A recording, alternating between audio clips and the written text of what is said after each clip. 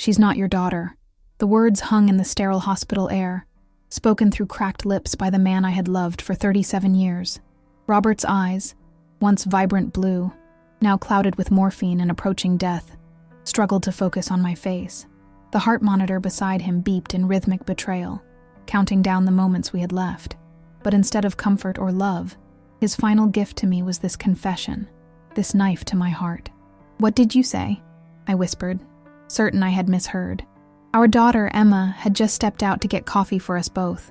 The daughter who had his smile, my stubborn chin, the child we had raised together through skinned knees and broken hearts, college applications and her wedding day just last spring.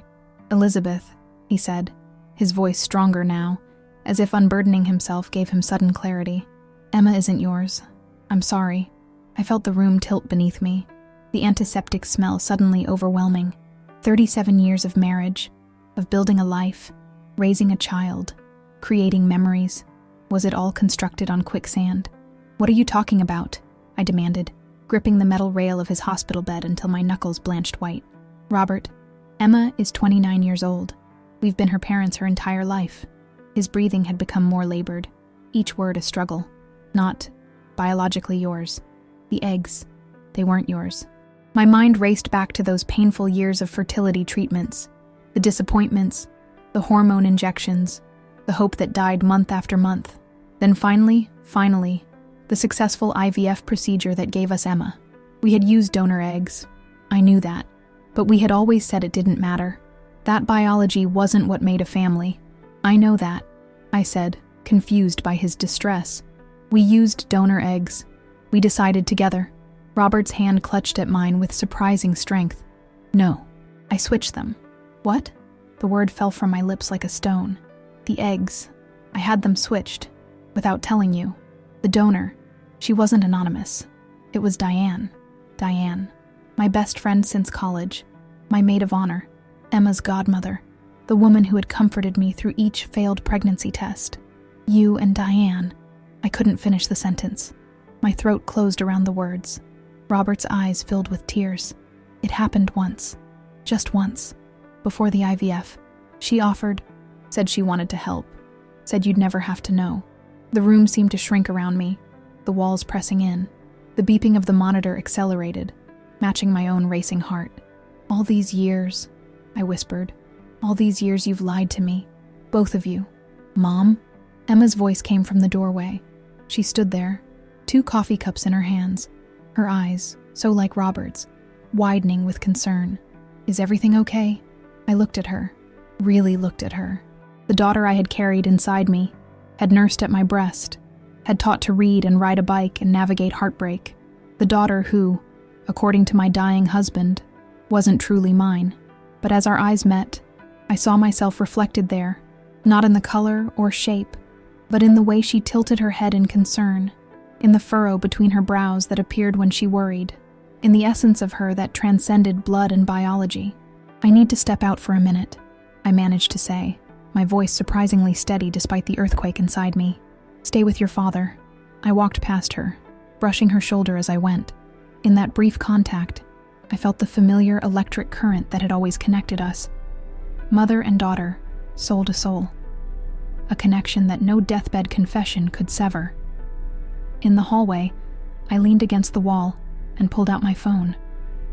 With shaking fingers, I dialed Diane's number. My closest friend, the woman who had sat with me in the waiting room during Robert's surgery, who had brought us casseroles and concern, who had apparently given her eggs, and perhaps more, to my husband. "Elizabeth." Her voice was warm, familiar. "How's Robert doing? Any change?" The casual concern in her tone made my stomach turn. I wanted to scream, to accuse, to demand the truth, but the words that came out were measured, controlled. "I think you should come to the hospital," I said. "Robert has something he wants to tell you." There was a pause, a heartbeat of hesitation. Is he worse?" "Just come, Diane."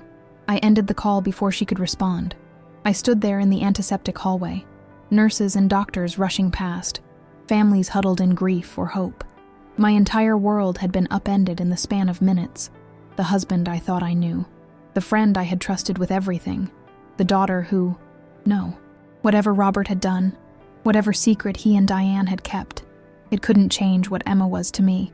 I had felt her first steps beneath my steadying hands, had wiped her tears, and celebrated her triumphs. I had been her mother in every way that mattered. With this clarity cutting through the fog of betrayal, I straightened my shoulders and walked back toward Robert's room. Whatever truth awaited me there, I would face it with the strength I had always found when Emma needed me. Because regardless of eggs or biology or deceit, there was one thing I knew beyond any doubt. She was my daughter, and her eyes had always told me so. My name is Elizabeth Campbell. I'm 62 years old, and until today, I thought I understood the shape of my life. I live in a comfortable colonial in Fairfield, Connecticut, the same house where Robert and I raised Emma. It's too big for just me now, with its 4 bedrooms and the swing set still rusting in the backyard, but I can't bear to leave it. Every corner holds memories. Emma's height marks on the kitchen door frame, the dent in the living room wall from when she tried to practice softball indoors, the garden we planted together each spring. I taught English at Fairfield High for 35 years before retiring 2 years ago. My days now follow a gentle rhythm. Coffee on the porch while reading the newspaper, volunteer work at the library on Tuesdays and Thursdays, book club every second Wednesday, weekly dinners with Emma and her husband David when they drive up from New York City. It's a quiet life, but a good one. At least I thought it was. Robert's cancer diagnosis came 9 months ago. Pancreatic, stage 4, already spread to his liver by the time they found it. The oncologist gave us that carefully neutral look they must practice in medical school and said, "We'll do everything we can." But we all knew what that meant. Not if, but when. I threw myself into caring for him with the same dedication I'd given to everything in our marriage. I researched experimental treatments, drove him to chemo appointments, held his head when he vomited, tracked his medications with military precision. I became his advocate, his nurse, his rock. The roles we slip into when crisis strikes, they're both foreign and instinctual, like muscle memory for parts of ourselves we didn't know existed. Robert had always been the steady one in our relationship, the accountant with the tidy desk and methodical mind, the man who balanced our checkbook to the penny and filed our tax returns in January. While I was all impulse and emotion, bringing home stray cats and crying at commercials, Robert was calm, reasoned, predictable, or so I had believed. Diane has been part of our lives for nearly as long as Robert has. We met in our sophomore year at UConn, randomly assigned as roommates. She was studying biology, while I was lost in Austin and Bronte. She was precise and detail-oriented like Robert, but with a wild streak that came out after a glass of wine. She stood beside me at our wedding, helped paint Emma's nursery, brought dinner every Thursday during Robert's chemo treatments. Diane never married. Never found anyone who measured up, she would joke, usually after her second glass of Chardonnay at our dinner parties. I used to tell her she was too picky, that she was holding out for perfection. Now I wonder if she had already found what she wanted, in pieces she couldn't fully claim. The irony doesn't escape me that I'm sitting here in the hospital cafeteria, my coffee gone cold, thinking about my husband's affair with my best friend, while upstairs my daughter, who may or may not be biologically mine, sits with her dying father. The fluorescent lights cast everyone in a sickly pallor, as if we're all halfway to joining Robert. Emma was our miracle baby. After 5 years of trying, of temperature charts and timed intercourse and increasingly invasive procedures, our reproductive endocrinologist had suggested donor eggs. My FSH levels were too high, my egg quality too poor for successful IVF. I remember crying for 3 days straight when he told us. It felt like my body had betrayed me, had failed at the most fundamental female function.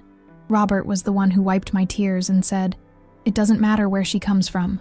She'll be ours, because we love her."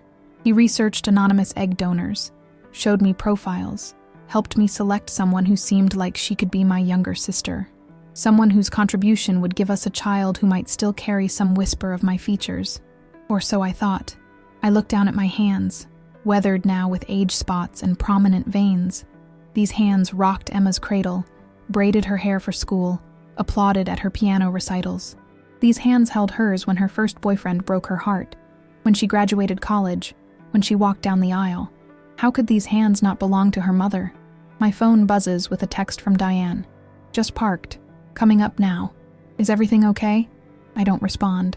Instead, I gather my purse and the now pointless coffee and head back to the elevator. As the doors close, I catch my reflection in the polished metal, gray hair pulled back in a hasty ponytail, lines etched around my eyes and mouth, the heaviness of exhaustion in my shoulders. I barely recognize myself. But then, it seems I barely knew my husband or my friend either. The elevator stops at the oncology floor, and as I step out, I see Diane rushing toward the nurse's station, her blonde hair, colored now to hide the gray, swinging with each step. She's wearing one of her professional outfits, a navy pantsuit that suggests she's come directly from her research lab at Yale. She spots me, and her face shifts from concern to something more complex, relief tinged with wariness. "Elizabeth," she says, reaching for my hands. "How is he?" I step back, avoiding her touch. "Conscious. Talking." I pause, confessing. Her face drains of color so rapidly I think she might faint. "What do you mean?" "I think you know exactly what I mean, Diane." Her eyes dart around the busy hallway, nurses and visitors moving past us. "Can we talk somewhere private?" "No," I say, surprising myself with the steel in my voice. "I don't think we need privacy for this. After all, you and Robert didn't seem too concerned about boundaries 30 years ago." She flinches as if I'd slapped her. "Elizabeth, please. It's not what you think." A hollow laugh escapes me. "Isn't it? He told me about the eggs, Diane. About how they weren't from some anonymous donor. They were yours." "Yes, but were you sleeping with him?" The question comes out louder than I intended. An elderly man with a walker glances over at us, curiosity momentarily overriding his own troubles. Diane's shoulders slump. "It wasn't like that." "Then what was it like? Please, enlighten me." My voice is trembling now, with anger or grief or both. She reaches for me again, and again I step back. "Elizabeth, we should talk about this somewhere else. Not here, not now. Robert is dying." "Yes, he is. And apparently he's decided to cleanse his conscience before he goes. So here we are." I gesture toward his room down the hall. "Emma's with him now. Our daughter. Or should I say, your daughter." Diane's face crumples. "She's your daughter, Elizabeth. In every way that matters. Save it," I snap. "Just save it for Robert. He's waiting." As I turn to lead her toward his room, my phone rings. It's Emma. I answer immediately, my heart clenching with fear. "Mom," she says, her voice tight with restrained tears. "The nurse says," she says it's time to call everyone. Dad's oxygen levels are dropping. I lock eyes with Diane, seeing my own shock reflected back at me. Whatever confrontation I had imagined, whatever truths I had hoped to extract, they would have to wait. "We're coming," I tell Emma, and for a moment, that "we" includes Diane as it always has, my oldest friend, the woman who has apparently been keeping secrets from me for 3 decades. As we walk toward Robert's room, our steps naturally fall into sync as they have since college. Some habits survive even the deepest betrayals. We entered Robert's room to find Emma holding her father's hand, tears streaming silently down her face. The nurse was adjusting his oxygen, her movements efficient but gentle. Robert's breathing had become shallow, each inhale a visible effort that lifted his chest only slightly before collapsing. "Dad," Emma said, her voice breaking. "Mom's here, and Aunt Diane." Robert's eyes fluttered open at the sound of her voice. When his gaze found mine, I saw recognition, remorse, and something else. Relief. The relief of a man who had finally unburdened himself, regardless of the cost to those left behind. His eyes moved to Diane, who had stopped just inside the doorway. Something passed between them, a communication built on secrets I hadn't known they shared. "Diane," he whispered, his voice barely audible above the beeping monitors. She moved to the opposite side of the bed from Emma, her hand hovering uncertainly before settling on his arm. "I'm here, Robert." I remained at the foot of the bed, suddenly an outsider in this tableau. My husband, my daughter, and the woman who connected them in ways I was only beginning to understand. The nurse checked the monitors once more, then quietly said, "I'll give you some privacy. Press the call button if you need anything." She slipped out, closing the door behind her. For a long moment, no one spoke. The only sounds were Robert's labored breathing and the steady rhythmic beep of the heart monitor. Finally, Emma broke the silence. "What's going on?" she asked, looking from me to Diane and back again. "Mom, you look like you've seen a ghost." Before I could respond, Robert spoke, each word a struggle. "Emma, need to tell you. Dad, Save your strength, she said, squeezing his hand. No. His voice was surprisingly firm. Need to set things right. Emma looked at me, confusion and fear in her eyes. Mom? I couldn't bear to be the one to tell her. Not here. Not like this. Robert, this isn't the time, I said, trying to keep my voice steady. But he was determined, this husband of mine. Even on his deathbed, he was making decisions that would alter our lives without consulting me. Emma, he said, summoning strength from some hidden reserve. There's something about your birth. Diane stepped forward. Robert, no, please. He ignored her. The IVF, we used donor eggs. Emma nodded slowly. I know that, Dad. You and Mom told me when I was 16. Remember? We had that whole conversation about biological parentage versus real parentage. She glanced at me. Mom's my real mother, regardless of whose eggs were used. We've always been clear about that. A ghost of a smile touched Robert's lips. Yes, but the donor was anonymous. Emma finished for him. Some kind lady who helped make me possible. No, the words seemed to drain the last of his energy. Not anonymous. Emma's brow furrowed. She looked at Diane, then at me, understanding beginning to dawn. The donor was Diane, I said, unable to watch this painful revelation stretch out any longer. Your Aunt Diane. Emma's mouth opened in shock. Her hand tightened on Robert's. What? Is that true? Diane nodded, tears spilling down her cheeks. Yes, but Emma, it doesn't change anything. Your mother is your mother. Why didn't you tell me? Emma asked, looking between all of us.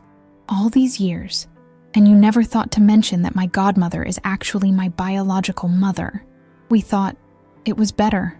Robert's voice was fading. Better for whom? Emma demanded, a flash of anger cutting through her grief. Not for me. Do you have any idea what it's like to find this out now? With Dad dying and... She stopped, realization dawning on her face. Wait, is that all of it? Because you're all acting like there's more. The three adults exchanged glances, a triangle of secrets and pain. Tell her, I said to Diane, my voice hard. Tell her everything. Diane shook her head frantically. Elizabeth, please, not like this. Not now. Then when? I demanded. After he's gone? After we've buried him? How much more of my life, of Emma's life? Are we supposed to live in the dark? Emma stood up, her father's hand still clutched in hers. Someone tell me what's going on. Now. Robert's monitors began to beep more rapidly, his oxygen levels dropping. He was becoming agitated, his eyes moving desperately between us.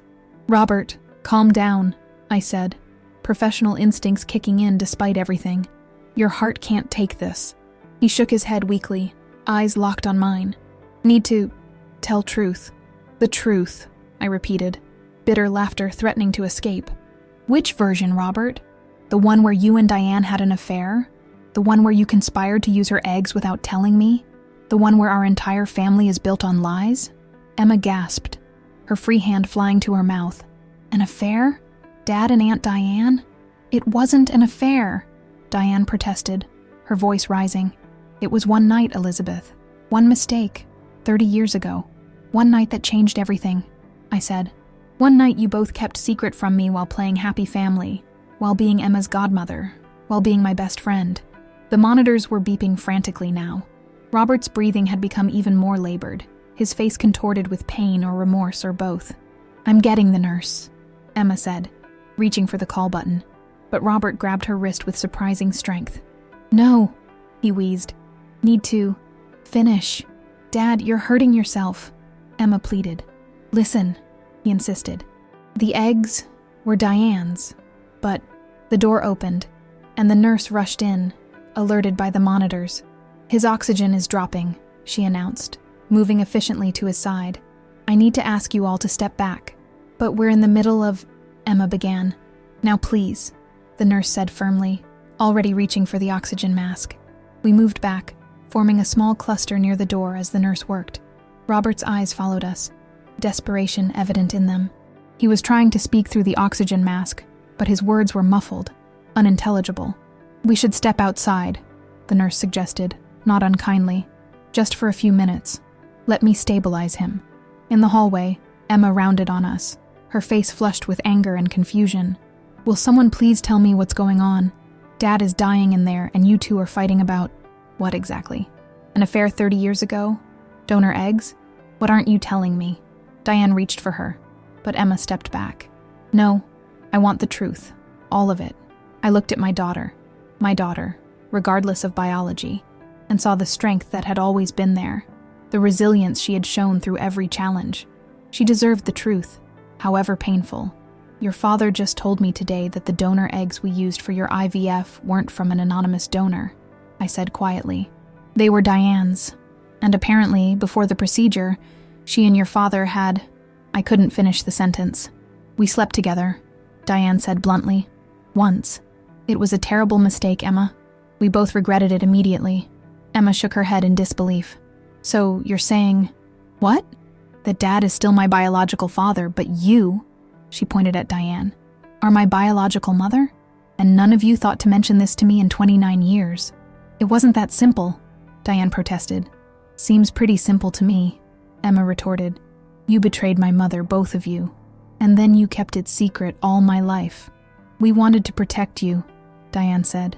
And Elizabeth, it would only have hurt everyone to know. That wasn't your decision to make.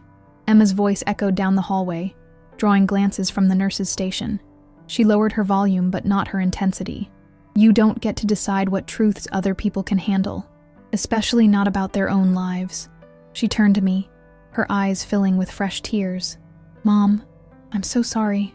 I can't imagine how you must feel right now.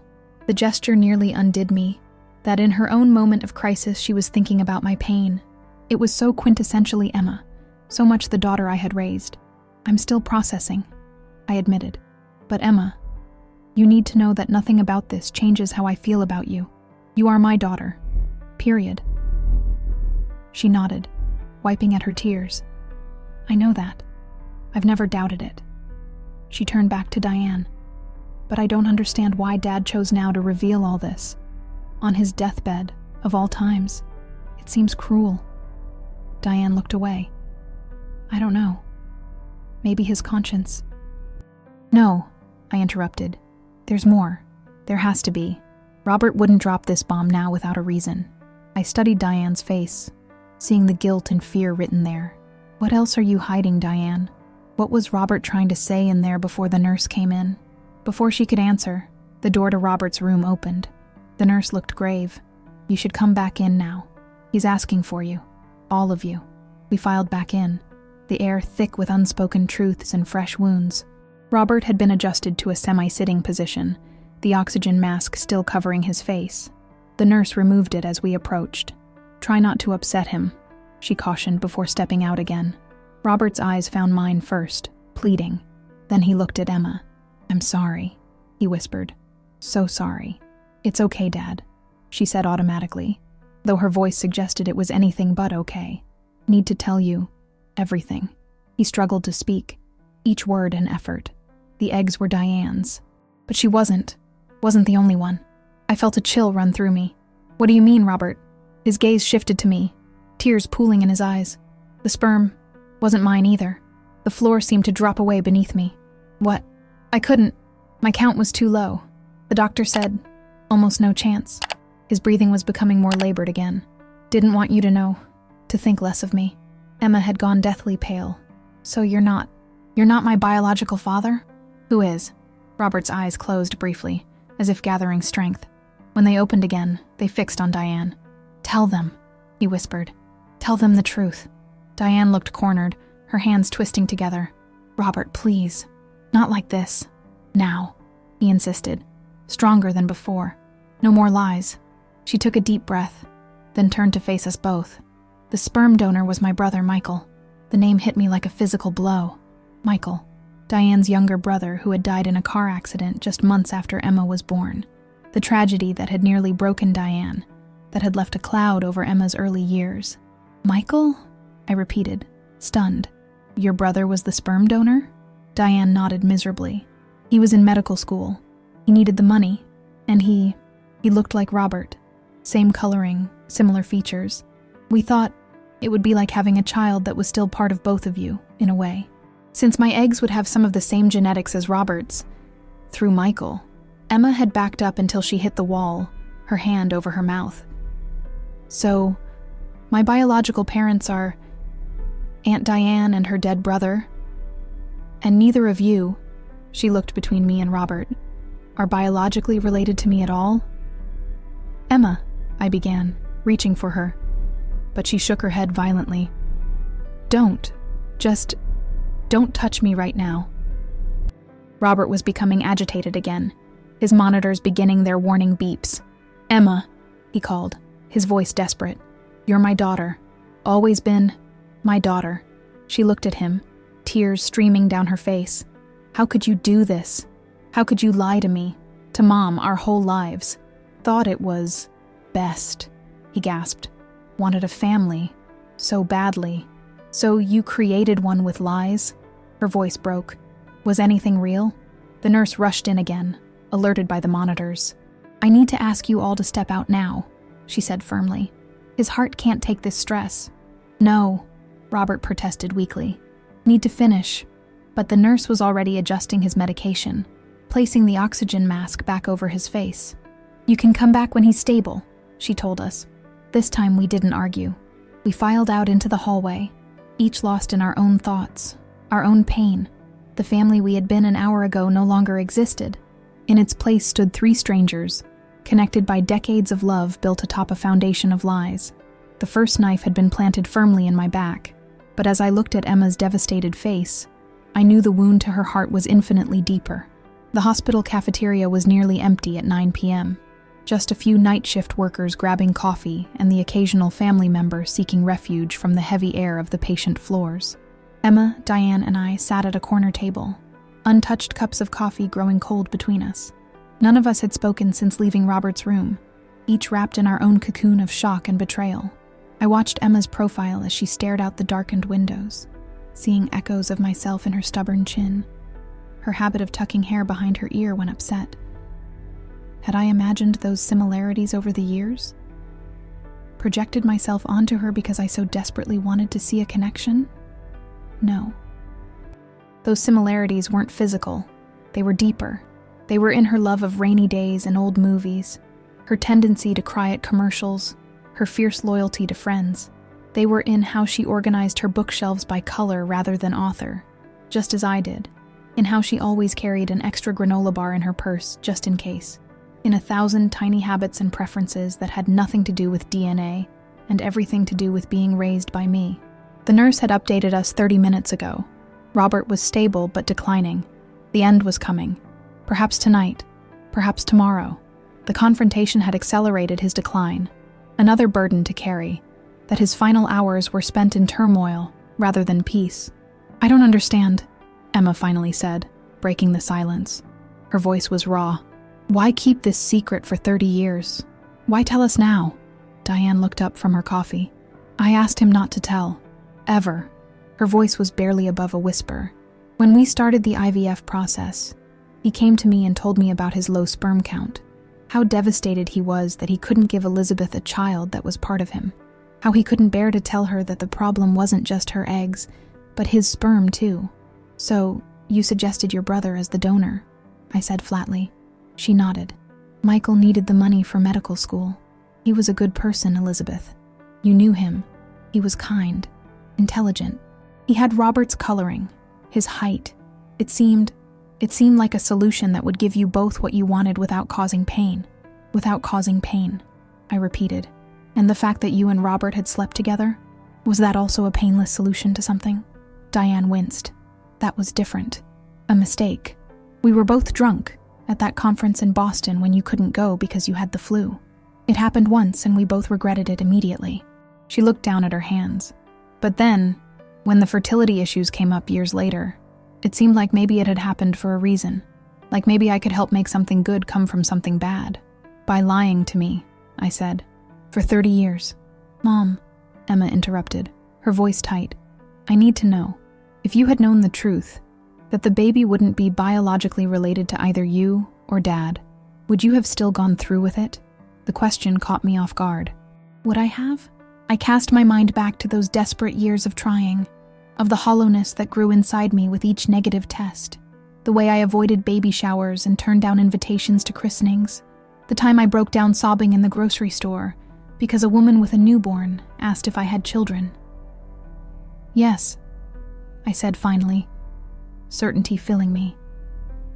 I would have. I wanted to be a mother more than anything. Biology wouldn't have mattered. Emma's face softened slightly. Then why did they think they needed to hide it from you? I looked at Diane, the same question in my eyes. She sighed. It wasn't just about the biology.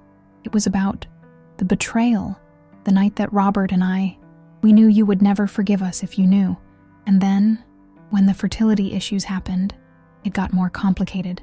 Using my eggs, using Michael as the donor, it all became tangled up in the original secret. So you decided to lie to me for the rest of our lives, I said.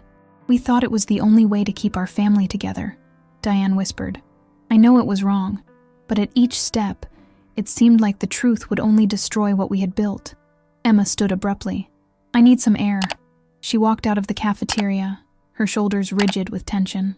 I watched her go, fighting the urge to follow. She needed space. We all did. Do you remember? Diane said quietly after Emma had gone. That summer at Lake George? Emma was 3, I think. Despite everything, a smile tugged at my lips. When she fell off the dock and you jumped in fully clothed to get her, Diane nodded. She wasn't even in danger. The water was shallow and she was wearing her floaties. But I didn't think. I just jumped. You've always loved her, I acknowledged. Not like you have. Diane's eyes met mine, earnest and sad. Elizabeth, I've watched you mother her for 29 years. The way you knew exactly how to soothe her colicky cries when none of us could figure it out. How you sat up all night when she had chicken pox, dabbing calamine on each spot and reading her stories until she finally fell asleep. The way you fought with the school principal to get her into advanced classes when her 2nd grade teacher said she wasn't ready. Memories washed over me in waves. Emma's first steps, taken toward me with a triumphant giggle. The science project we'd stayed up until 2 a.m. completing, both of us punchy with exhaustion, but determined to make it perfect. The college acceptance letters we'd opened together, crying and laughing on the kitchen floor. The wedding dress shopping, just the 2 of us. When she'd tried on a gown and we'd both known instantly it was the one. Do you remember when she broke her arm in 5th grade? I asked, the memory surfacing unbidden. Diane nodded. Falling out of the treehouse in your backyard. I heard her scream, and it was like someone had stabbed me. I've never moved so fast in my life. I got to her before Robert did, even though he was closer. And when I saw her arm, I broke off, the remembered panic still vivid. I didn't even think. I just scooped her up and ran for the car. Didn't grab my purse. Didn't lock the door. Nothing mattered except getting her to help. I remember, Diane said softly. Robert called me from the emergency room. You wouldn't let go of her hand, even when the doctor needed to examine her arm. They had to work around you because Emma got hysterical whenever you stepped away. The memory of that day was crystal clear. Emma's pale face, the trust in her eyes as she looked at me while the doctor manipulated her broken arm. The way she had whispered, "It hurts, Mommy," and how those 3 words had nearly shattered me. She's always been my daughter, I said, my voice breaking. From the first moment I held her. I know. Diane reached across the table, her hand stopping short of touching mine. Elizabeth, what we did was unforgivable. But please believe me when I say I never thought of Emma as mine. Not once. She has always been your daughter. I studied my oldest friend, seeing the regret etched in the lines around her eyes, the desperate need for understanding. We had shared so much over the decades. College dreams, wedding joys, parenting struggles. She had held me when my father died, had organized meals after my knee surgery, had championed every success in my teaching career. For 30 years, she had been sister and friend and confidant. And for 30 years, she had been lying to me. I don't know if I can ever forgive you, I said honestly. Either of you. I understand, she whispered, withdrawing her hand. I wouldn't expect you to. We sat in silence again, the weight of 3 decades of deception between us. Finally, I asked the question that had been burning inside me since Robert's confession. Why now? Why is he telling us now, Diane? After all these years of keeping the secret, she shook her head slowly. I don't know. Maybe facing death. Maybe he couldn't bear to go with this between us. but something in her expression, a flicker of unease, made me suspicious. "There's more, isn't there? Something else you're not telling me." Before she could answer, a doctor appeared at our table, not Robert's regular oncologist, but a younger woman I recognized from the ICU rotation. "Mrs. Campbell," she said, "your husband's condition has deteriorated. I think you and your family should come up now." I stood immediately, all other concerns evaporating in the face of this final, inevitable crisis. "Is he conscious? Can he speak?" "He's drifting in and out," the doctor said gently. "But yes, he's asking for you, for all of you." I nodded. "We'll be right there. I need to find our daughter first." As Diane and I hurried from the cafeteria, I realized I had said "our daughter" automatically, as I had thousands of times over the years. Despite everything revealed today, some truths remained unshaken. Emma was my daughter, and she needed me now. We found her in the small hospital garden, sitting on a bench beneath a flowering dogwood. Her face was lifted to the night sky, starlight reflecting off the tears on her cheeks. When she saw us, she stood, instantly alert to the urgency in our approach. "Dad?" she asked, voice trembling. I nodded. "We need to go up." Without another word, we moved together toward the hospital entrance. Despite the fractures in our family, some bonds remained unbroken, the instinct to come together in crisis, to face the hardest moments as one. As we rode the elevator in tense silence, I reached for Emma's hand. After a moment's hesitation, she took it, her fingers cold but grip strong. Whatever secrets still remained, whatever pain still awaited us, we would face it together, because that's what families do, even families built on lies. As the elevator doors opened to the oncology floor, I squared my shoulders and prepared to say goodbye to the man I had loved, despite everything, for nearly 4 decades. The man who had given me the greatest gift of my life, the chance to be Emma's mother. For that alone, I would find a way to forgive him. Someday. Robert was barely recognizable as we entered his room. His skin had taken on a yellowish-gray pallor, stretched taut over the bones of his face. The cancer had consumed him from the inside out, leaving behind this fragile shell of the robust man I had married. His eyes, though, those remained unchanged, that vivid blue that had first caught my attention across a crowded university library 4 decades ago. Those eyes found mine as we approached his bed, and in them I saw a desperate plea for forgiveness, mixed with something else, determination. Whatever had driven him to shatter our family's foundations today, he wasn't finished yet.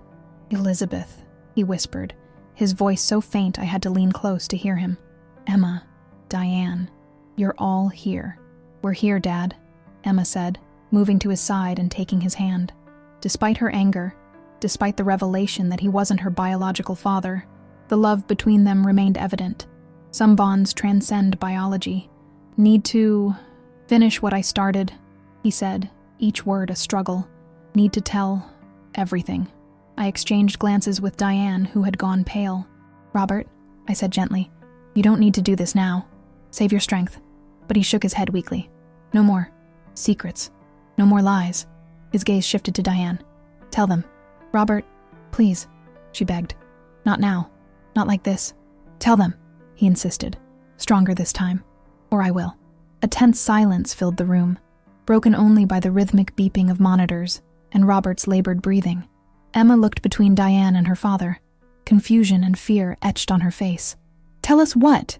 she demanded. "What else could there possibly be?" Diane's shoulders slumped in defeat. She looked at me, her eyes swimming with tears. "Elizabeth, I'm so sorry. I never wanted you to find out, especially not like this." "Find out what?" I asked, dread pooling in my stomach. She took a deep breath. "The night Robert and I were together, it wasn't just once. And it wasn't 30 years ago." The world seemed to tilt beneath my feet. "What are you saying, Diane?" "We've been..." she faltered, then forced herself to continue. "We've been seeing each other on and off for years." The words hung in the air like poison. Emma gasped, her hand tightening reflexively on her father's. I felt as though I'd been struck. The breath knocked from my lungs. The betrayal of a one-night indiscretion 30 years ago was painful enough. But this was something else entirely. This was the systematic destruction of everything I had believed about my marriage, my friendship, my life. "How long?" I managed to ask, my voice sounding distant to my own ears. Diane couldn't meet my eyes. It started again about 15 years ago. After your father died, Elizabeth. You were so lost in grief, and Robert and I were trying to help you through it. One night, after we'd gotten you to finally sleep. 15 years. The words tasted like ash in my mouth. You've been having an affair with my husband for 15 years. Emma made a small, wounded sound. Dad, how could you? Her voice broke, tears streaming down her face. Both of you. How could you do this to Mom? Robert's eyes closed briefly, pain etched in every line of his face. When he opened them again, they were filled with remorse. Not proud of it. So sorry. Sorry, I repeated, a hollow laugh escaping me. You're sorry. 15 years of lies, and you're sorry. I turned to Diane, rage building inside me. All those girls' weekends we took. All those times you consoled me when Robert and I fought. All those dinners at our table. Holidays in our home. You were pretending to be my friend while sleeping with my husband behind my back. It wasn't like that, she protested weakly. I love you, Elizabeth. You're my best friend. Don't you dare, I spat, fury overwhelming me. Don't you dare say you love me. This isn't love. This is betrayal in its purest form. Robert's monitors began to beat more rapidly, his oxygen levels dropping as his agitation increased. Please, he gasped. There's more. Need to explain. More? I laughed again, the sound harsh and foreign to my own ears. What more could there possibly be, Robert? What other ways have you betrayed me that I don't know about yet? His eyes moved to Emma, then back to me. Emma's genetic testing. Last year, Emma stiffened beside him. Last year, concerned about some unusual symptoms, she had undergone extensive genetic testing to rule out hereditary conditions. The tests had come back normal, showing no genetic markers for the conditions her doctors were concerned about. What about it? She asked, confusion evident in her voice. Robert struggled to speak, his breathing becoming more labored. The results showed something else. Diane moved forward suddenly. Robert, no. We agreed. She deserves to know, he insisted. Both of them do. A chill ran through me. Know what? Robert's eyes found mine, pleading for understanding. The test showed Emma is my biological daughter, not Michael's. The words didn't make sense at first. I stared at him, trying to process what he was saying. But you just told us that Michael was the sperm donor, that you couldn't... I lied, he whispered, to both of you. My sperm was fine. I was the donor. Emma's face had drained of color. What? But you just said... I know what I said, Robert interrupted, his voice surprisingly strong. I lied earlier today. The truth is, you are my biological child, Emma. Mine and Diane's. The room spun around me as the implications hit. If Emma was Robert and Diane's biological child, then the affair hadn't happened just once 30 years ago. It had happened around the time of Emma's conception. While I was going through painful, invasive fertility treatments, my husband and best friend had been sleeping together, and they had conspired to use her eggs to create a child that was biologically theirs, while letting me believe I was the mother. I couldn't form coherent thoughts. You let me raise your child, your biological child. You watched me love her, care for her, while knowing... Yes, Diane whispered, tears streaming down her face. Yes, we did. But Elizabeth? We never saw her as ours. She was always yours, from the moment she was born. Stop it, I shouted, rage finally breaking through the shock. Stop pretending this was some noble sacrifice on your part. You both betrayed me in the most fundamental way possible. You created a child together and then manipulated me into raising her, all while continuing your affair behind my back for years. Emma had backed away from the bed, her face a mask of horror. I don't understand. You're saying, I'm actually your biological daughter? She asked Robert. And Diane's. But all these years you let Mom believe. Yes, he admitted, each word seeming to cost him. The eggs were Diane's. The sperm was mine. But Elizabeth, you are her mother, in every way that matters. Don't you dare tell me what matters, I hissed, trembling with fury. You stole my life. Both of you. You stole 30 years from me. Years I spent loving you, trusting you, building a life with you. And all that time you were lying to my face. The monitors were beeping frantically now, Robert's heart rate spiking dangerously. A nurse rushed in, assessing the situation with a quick glance. "Everyone needs to step out," she said firmly. "His heart can't take this stress." "Good," I said, the word escaping before I could stop it. "Let him feel a fraction of what my heart is experiencing right now." "Mom!" Emma gasped, shocked. The nurse was already adjusting Robert's medication, calling for assistance. "Please, you need to leave. Now." I turned and walked out without looking back, my entire body numb. In the hallway, I kept walking, past the nurse's station, past the waiting area where anxious families huddled, past the elevators. I had no destination in mind. I just needed to move, to put distance between myself and the nuclear bomb that had just detonated in that hospital room. I found myself in a small meditation chapel off the main corridor, empty at this late hour. I sank into a chair in the back row and finally let go, sobs tearing from my throat in jagged, painful bursts. 37 years of marriage, 40 years of friendship, all of it a lie. The enormity of the betrayal was too much to comprehend. I don't know how long I sat there, grief and rage washing over me in alternating waves, before I heard the door open quietly. I didn't look up, didn't care who might witness my breakdown. Nothing mattered anymore. "Mom?" Emma's voice, hesitant and tear-laden, cut through my despair. I raised my head to see her standing in the doorway, her face ravaged by the same storm of emotions that was tearing me apart. "Emma," I whispered. "Oh, sweetheart." She crossed the room and knelt before me, taking my hands in hers. "Dad is stabilized. They've sedated him." Her voice was flat, shell-shocked. "The doctor says..." She says he probably won't regain consciousness. His organs are shutting down. I nodded, unable to sort through the tangle of feelings that news provoked. Grief for the man I had loved, rage at his betrayal, relief that I wouldn't have to face him again, to hear more devastating truths from his lips. "Where's Diane?" I asked, the name bitter on my tongue. "With him," Emma said. I couldn't stay there. Not with her." We sat in silence for a long moment, both lost in our own thoughts. Finally, Emma spoke again, her voice small. "What do we do now, Mom? How do we process this?" I looked at my daughter, because despite everything, that's what she was and always would be, and saw the lost little girl beneath the accomplished woman, the child who had once run to me with every hurt, every problem, confident that I could make it better. But I had no answers for her now, no wisdom to offer, no comfort to give when I was drowning myself. "I don't know," I admitted. "I honestly don't know." She nodded, unsurprised. "I keep thinking, all those times Dad and Diane were together, family vacations, holiday dinners, my graduation, they were looking at each other, sharing this secret, laughing at us behind our backs." "Emma, no," I said, squeezing her hands.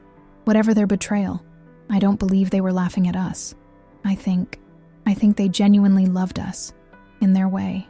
It was just twisted, selfish." "How can you defend them?" she demanded, anger flashing through her grief. "After what they did to you? To us?" I shook my head.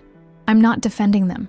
What they did was unforgivable, but I need to believe they loved us, if only to make sense of the last 30 years. To not feel like my entire life has been a cruel joke." Emma's face crumpled. "I don't know who I am anymore, Mom. Everything I thought I knew about myself, about our family, it's all been a lie." I reached out and cupped her face, the gesture as natural as breathing. "Not everything. You are still Emma Campbell. You are still kind and brilliant and stubborn. You still cry at dog commercials and alphabetize your spice rack. You still call me every Sunday night just to check in. None of that is a lie. But biologically, I'm not who I thought I was," she said. "I'm not your daughter. I'm theirs." "No," I said fiercely. "Biology isn't what makes a mother. I carried you for 9 months. I felt you kick inside me. I went through 22 hours of labor to bring you into this world. I nursed you, changed you, walked the floors with you when you were colicky. I taught you to read, to ride a bike, to stand up for yourself. I am your mother, Emma. Nothing can change that." She leaned into my touch, tears spilling down her cheeks. "I'm so angry at them, so hurt, but I'm also scared of losing Dad. Despite everything, I don't want him to die with this between us. With all this ugliness being the last thing." The compassion in her words, the generosity of her spirit even in the face of such betrayal, humbled me. This was the daughter I had raised, a woman capable of forgiveness, even when it wasn't deserved, a woman of strength and grace beyond my own capacity at this moment. "Then you should go to him," I said, the words costing me dearly. "Say whatever you need to say while you still can." "Will you come with me?" she asked, her eyes pleading. I shook my head slowly. "I can't, Emma. Not yet. Maybe not ever. I'm not as good a person as you are." She stood, wiping her tears. "You're the best person I know, Mom. That's why this hurts so much, seeing them hurt you this way." As she turned to go, I caught her hand. "Emma, no matter what happens, no matter what other secrets might come to light, you are my daughter. Nothing will ever change that." She squeezed my hand, a sad smile touching her lips. "I know, Mom. That's the one thing I'm sure of right now." After she left, I sat alone in the chapel, staring at the simple wooden cross on the wall without really seeing it. The humiliation burned through me like acid, not just the betrayal itself, but the knowledge that they had succeeded in their deception for so long, that they had watched me mother their biological child, had sat across from me at countless dinner tables, had accepted my love and trust while systematically destroying the foundations of that trust. The rage that followed was almost a relief, burning away the shock and numbness. How dare they? How dare they steal my life, my marriage, my trust? How dare they create this beautiful child together, and then manipulate me into raising her, all while continuing their betrayal behind my back? But beneath the fury, a deeper, more painful question emerged. What had I missed? What signs had I overlooked? What clues had I dismissed? Had I been so trusting, so naive, that I had failed to see what was happening right in front of me for 15 years? Or had I chosen not to see? Had some part of me suspected, but buried that suspicion because the alternative was too painful to contemplate? The thought sent a fresh wave of anguish through me. Had I been complicit in my own betrayal? Had my trust in Robert, in Diane, been so complete that I had willfully blinded myself to their deception? And what did it say about me, about my judgment, that the two people I had trusted most in this world had betrayed me so thoroughly, so systematically for so long? As the questions swirled in my mind, one certainty emerged from the chaos. Emma. Whatever happened next, whatever other revelations might come, Emma remained my daughter. Not because of biology, but because of the life we had shared, the love we had built. That, at least, was real. With that thought anchoring me, I stood and left the chapel, unsure where to go next, but knowing I couldn't hide forever. Robert was dying. Whether I chose to see him again or not, decisions would need to be made, arrangements handled. Life, with its relentless practicality, would continue even as my world lay in ruins around me. As I walked back toward the oncology floor, a text from Emma lit up my phone. "Dad's awake. He's asking for you. Please come, Mom. For me." I stared at the message, torn between the fierce desire to never see Robert again and the knowledge that my daughter needed me. In the end, there was no real choice. I had spent 29 years putting Emma first. I wouldn't stop now, even for this. Taking a deep breath, I stepped onto the elevator and pressed the button for the oncology floor, preparing myself for one final confrontation with the man who had broken my heart in ways I had never imagined possible. I paused outside Robert's room, steeling myself for what awaited inside. Through the small window in the door, I could see Emma sitting beside the bed, her hand clasping Robert's. Diane stood on the opposite side, her back to the door. The tableau they formed, father, daughter, and biological mother, sent a fresh wave of pain through me. For a moment, I considered turning around, walking away, sparing myself this final torment. But then Emma looked up and saw me, relief washing over her tear-stained face. She said something to Robert, whose head turned weakly toward the door, searching for me. I pushed the door open and stepped inside, keeping my distance from the bed. The air felt charged with unspoken emotions, heavy with grief and regret. "Elizabeth," Robert whispered, his voice barely audible. "You came." "Not for you," I said, my voice flat. "For Emma." He nodded slightly, acceptance in his eyes. "Understand. Thank you." Emma rose from her chair. "Mom, why don't you sit here? I'll go get us some coffee." She glanced at Diane. "Would you mind helping me?" Diane hesitated, clearly reluctant to leave Robert's side, a right she had not earned in my estimation. But she nodded. "Of course." As they left, Diane paused beside me. "Elizabeth, Don't, I said coldly. There's nothing you can say to me right now. She flinched but didn't argue, following Emma out of the room. Alone with Robert, I remained standing near the door, unwilling to approach the bed. He watched me with those familiar blue eyes I had gazed into on our wedding day, eyes I had seen filled with joy when Emma was born, eyes that had apparently lied to me for decades. Say what you need to say, I told him, crossing my arms over my chest. I'm listening. He drew a labored breath. Been trying to find the courage for years. Courage? The word tasted bitter. It doesn't take courage to tell the truth, Robert. It takes basic human decency. Something you and Diane apparently lack. He closed his eyes briefly. Deserve that. Deserve your hate. You don't get to tell me what you deserve, I snapped. You don't get to script my reactions to make yourself feel better about what you've done. Not trying to, he whispered. Just want to explain. Explain what? I demanded. How you and my best friend betrayed me. How you created a child together and tricked me into raising her. How you continued your affair for 15 years while I trusted you both completely. What exactly is there to explain, Robert? His breathing had become more labored, his oxygen levels dropping on the monitor. I should have cared, should have called the nurse. But in that moment, my own pain eclipsed any concern for his comfort. It started with the IVF, he began, each word a struggle. Diane offered, her eggs, seemed like a solution. But then, complications. What complications? I asked, despite myself. My sperm wasn't viable. Doctor said, almost no chance, but didn't want to tell you. Because heaven forbid I know the truth about anything, I said bitterly. He winced. My pride couldn't face it. Diane suggested Michael, her brother, would have similar genetics to me. He paused, gathering strength. But Michael backed out. Last minute. The procedure was scheduled. Couldn't tell you. Another failure. I stared at him, the pieces falling into place. So you used your own sperm anyway? Despite what the doctor said? He nodded slightly. Last attempt. Didn't expect it to work. But it did, I said. Emma was conceived.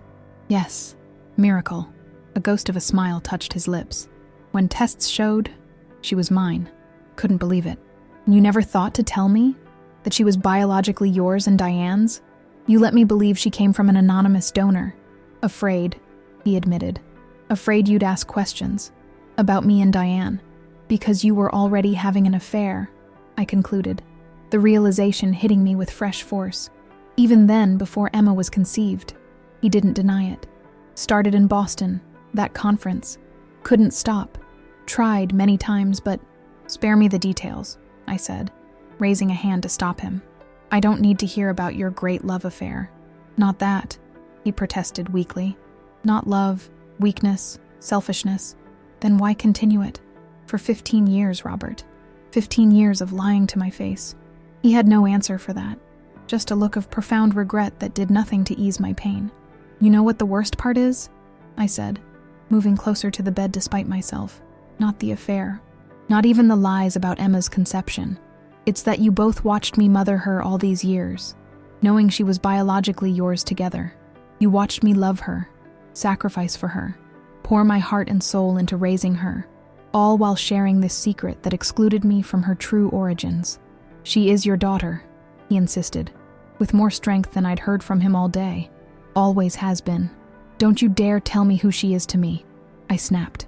You forfeited any right to define our relationship. He fell silent, his eyes closing briefly in exhaustion or defeat. When he opened them again, they were filled with tears. What can I do? How can I make this right? The question was so absurd I almost laughed. Make this right? You can't make this right, Robert. Some things can't be undone. Some betrayals can't be forgiven.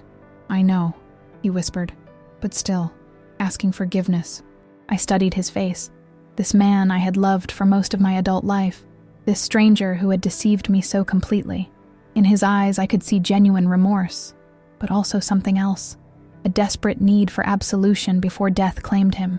He wanted to die forgiven, to ease his passage with the knowledge that I had released him from his sins. And suddenly, standing there in that sterile hospital room with the machines counting down my husband's final hours, I felt something shift inside me. Not forgiveness, nothing so generous or healing, but a realization, clear and cold as ice. I didn't have to carry his burdens anymore. I didn't have to shoulder the weight of his guilt, his remorse, his need for redemption. For 37 years, I had been the emotional caretaker in our marriage.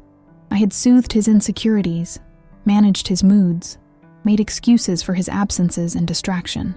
Even in his illness, I had put his needs above my own, set aside my own fear and grief to be strong for him. And now, faced with the ultimate betrayal, he was asking me one last time to ease his pain, to tend to his emotional needs at the expense of my own. No more. "I can't give you what you're asking for, Robert," I said, my voice steady and clear. "Not today. Maybe not ever. And I won't pretend otherwise just to make your passing easier. You made your choices for decades. Now you have to live, or die, with them." He closed his eyes, tears slipping down his hollowed cheeks. "I understand." "No, I don't think you do," I continued, a new strength filling me. "Because if you understood what you've done to me, to the life we built together, you wouldn't have the audacity to ask for forgiveness on your deathbed. You would simply apologize, with no expectations attached." His eyes opened, meeting mine. "You're right. I'm sorry, Elizabeth, for everything. No strings, no expectations." For the first time that day, I felt something other than rage or grief.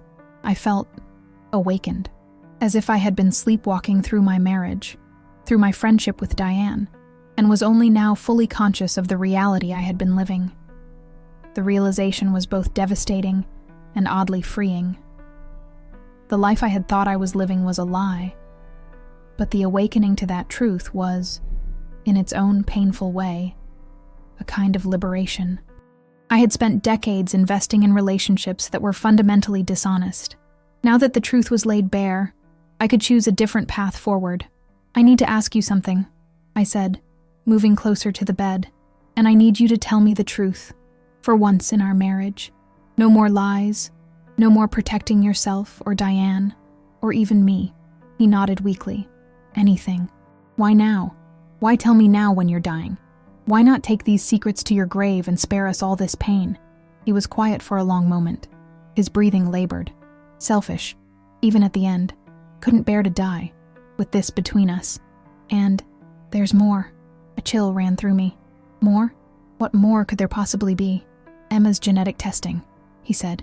"Last year, there were markers, things she should know." "What kind of markers?" I asked, fear replacing anger. "Genetic predisposition for certain cancers. Same ones that got me. She needs regular screenings, early detection." The information hit me like a physical blow. Emma had inherited a genetic predisposition for cancer, Robert's cancer. Information that could save her life, but that she would never have known about if she continued believing she had no biological connection to Robert. "You could have told her that without revealing everything else," I said. "You could have found another way." "Tried," he whispered. "Told her to get screenings. She didn't understand why I was so insistent. Thought I was just projecting my fears. Needed her to know the real reason, to take it seriously." I sank into the chair Emma had vacated, suddenly exhausted. "So this final act of honesty, it wasn't just about clearing your conscience. It was about protecting Emma." "Yes," he said, "for once, putting her first, before my secrets, before my pride."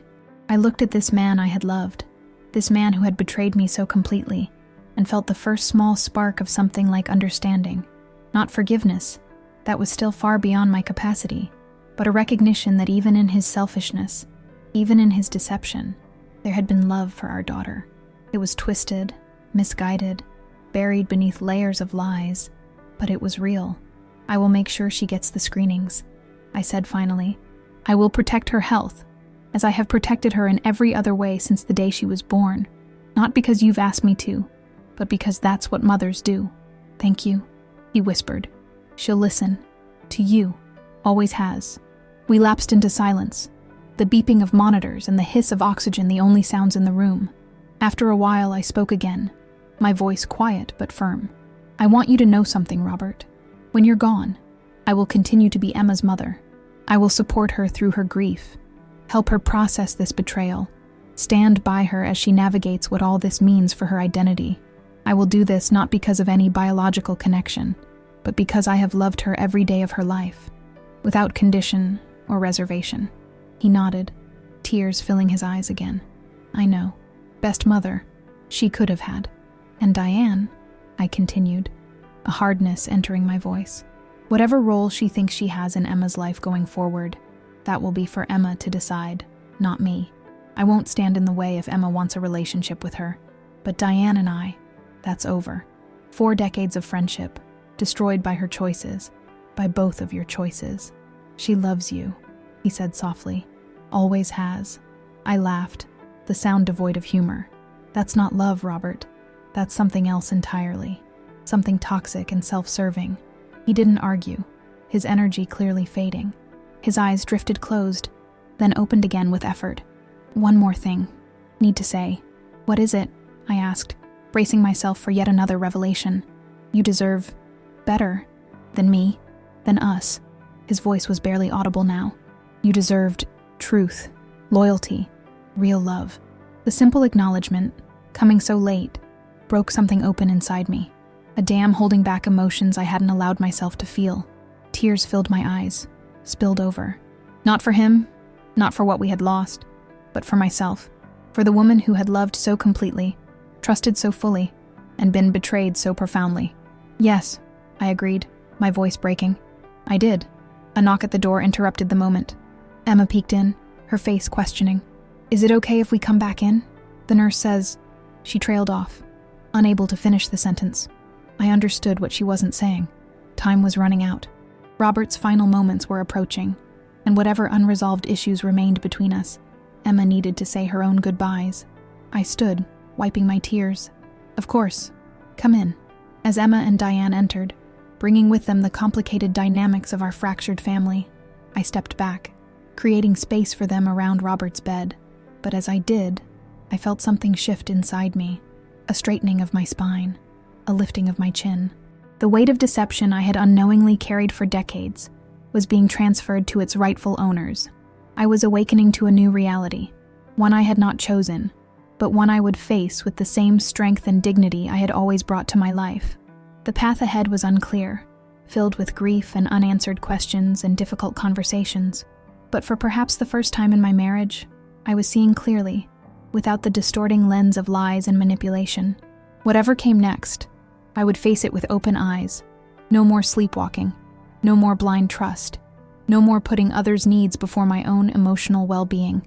This, at least, Robert's betrayal had given me, a harsh but necessary awakening. As I watched Emma lean over to embrace her father, tears streaming down her face, I made a silent promise to myself. From this moment forward, I would live in truth, demand truth, and accept nothing less.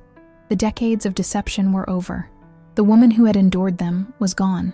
In her place stood someone new, someone emerging from the wreckage of betrayal with a fierce determination to reclaim her life, her dignity, and her future. Robert died at 3:17 a.m., slipping away as Emma held one hand and Diane the other. I stood at the foot of the bed, a witness rather than a participant in that final moment. As the monitor flatlined and the nurse gently confirmed what we already knew, I felt oddly numb. The man I had married, the life we had built together, had already died hours earlier with his confessions. This physical death seemed almost an afterthought. The days that followed passed in a blur of necessary tasks, funeral arrangements, death certificates, obituary wording. I moved through these responsibilities with mechanical efficiency, my emotions sealed behind a wall of shock and determination. Emma stayed at the house, sleeping in her old bedroom. Diane kept her distance, communicating only through brief, practical texts about the funeral service. 3 days after Robert's death, as Emma and I sat at the kitchen table with coffee and untouched toast, she finally asked the question that had been hanging between us. What happens now, Mom? With us, I mean. I reached across the table and took her hand. Nothing changes between us, Emma. You are my daughter. You always will be. She nodded, tears filling her eyes. And Diane? What about her? That's more complicated, I admitted. My relationship with Diane is, I don't know if it can be repaired, but your relationship with her is separate. If you want to know her better, to explore what she might mean to you biologically, I won't stand in your way. I don't know what I want, Emma confessed. Part of me is curious, but another part is so angry with her, with both of them. They lied to us our entire lives. They did, I agreed. And you have every right to your anger. But Emma, whatever you decide about Diane, please know that it won't threaten our relationship. Nothing could. She squeezed my hand, her wedding ring catching the morning light. I know that, Mom. Of all the confusion right now, that's the one thing I'm certain of. After she left for her daily run, her way of processing grief and shock, I found myself drawn to Robert's home office. In 37 years of marriage, this had been his domain, his private space. I had rarely entered except to dust or deliver coffee. Now, as his widow, it fell to me to sort through his papers, his possessions, the artifacts of his life. The room was meticulously organized as I would have expected. Financial records in labeled folders, tax returns in chronological binders, client files — he had continued some accounting work even after retirement — arranged alphabetically, everything in its proper place, just like the facade of our marriage. I started with his desk, opening drawers and sorting contents into piles. Keep, shred, donate. In the back of the bottom drawer, I found a small fireproof safe I hadn't known existed. It was locked, with no key in sight. A combination lock. I tried the obvious: our wedding date, Emma's birthday, his own birth date. Nothing worked. After several attempts, I sat back in frustration, staring at the small metal box that seemed to symbolize all the secrets Robert had kept from me. What numbers would he have used? What dates held significance for him? And then, it hit me. With a sense of dread and certainty, I tried a new combination. The date of that conference in Boston, where he claimed his affair with Diane had begun. The lock clicked open. Inside, I found several items: a small velvet jewelry box, a USB drive, and a sealed envelope with my name written on it in Robert's precise handwriting. My hands trembled as I opened the envelope. Inside was a letter, dated just 3 months ago, after his cancer diagnosis had turned terminal, but before he had become too weak to write. Elizabeth, if you're reading this, I am gone, and I have failed in my intention to tell you these truths myself. I pray I found the courage to speak to you directly, but if not, this letter will have to suffice. There is no way to soften what follows, so I will simply state the facts. Emma is my biological daughter. Her biological mother is Diane. The donor egg story was a fabrication to hide our betrayal. What is not a fabrication is your role as Emma's mother. From the moment she was born, you have been everything a mother should be: loving, selfless, strong. The bond between you is real and unbreakable. Nothing in this letter should cause you to question that. As for Diane and me, the truth is ugly and shameful. Our involvement began before you and I were married, was briefly rekindled around Emma's conception, and then resumed approximately 15 years ago. There is no excuse for our behavior, no justification that could possibly mitigate the wrong we have done to you. Why reveal this now, you may ask? Why not take these secrets to my grave? 2 reasons compel me to truth at this late hour. First, Emma's recent genetic testing revealed markers for pancreatic and colorectal cancers, the same ones now killing me. With proper screening and vigilance, she can avoid my fate. But to ensure she takes these risks seriously, she needs to know they come from her biological father. Second, and perhaps selfishly, I cannot face death with this deception between us. For 30 years I have lived a double life, loving you while betraying you, building a family on a foundation of lies. The weight of this hypocrisy has become unbearable as I face my mortality. Inside the jewelry box, you will find documentation of a trust I established in your name 5 years ago, funded with assets Diane knows nothing about. The account contains just over $2.3 million. It is untouchable by any claims against my estate and is completely separate from the will. The USB drive contains all account information and passwords. This money cannot compensate for decades of betrayal. Nothing could, but it can perhaps provide you with options, with freedom to rebuild your life according to your own desires, rather than financial necessity. If there is any final truth I can offer, it is this: despite my inexcusable actions, I have loved you, Elizabeth. Imperfectly, selfishly, but genuinely. The life we built together, the family we created, these have been the center of my existence. even as I risked them through my own weakness.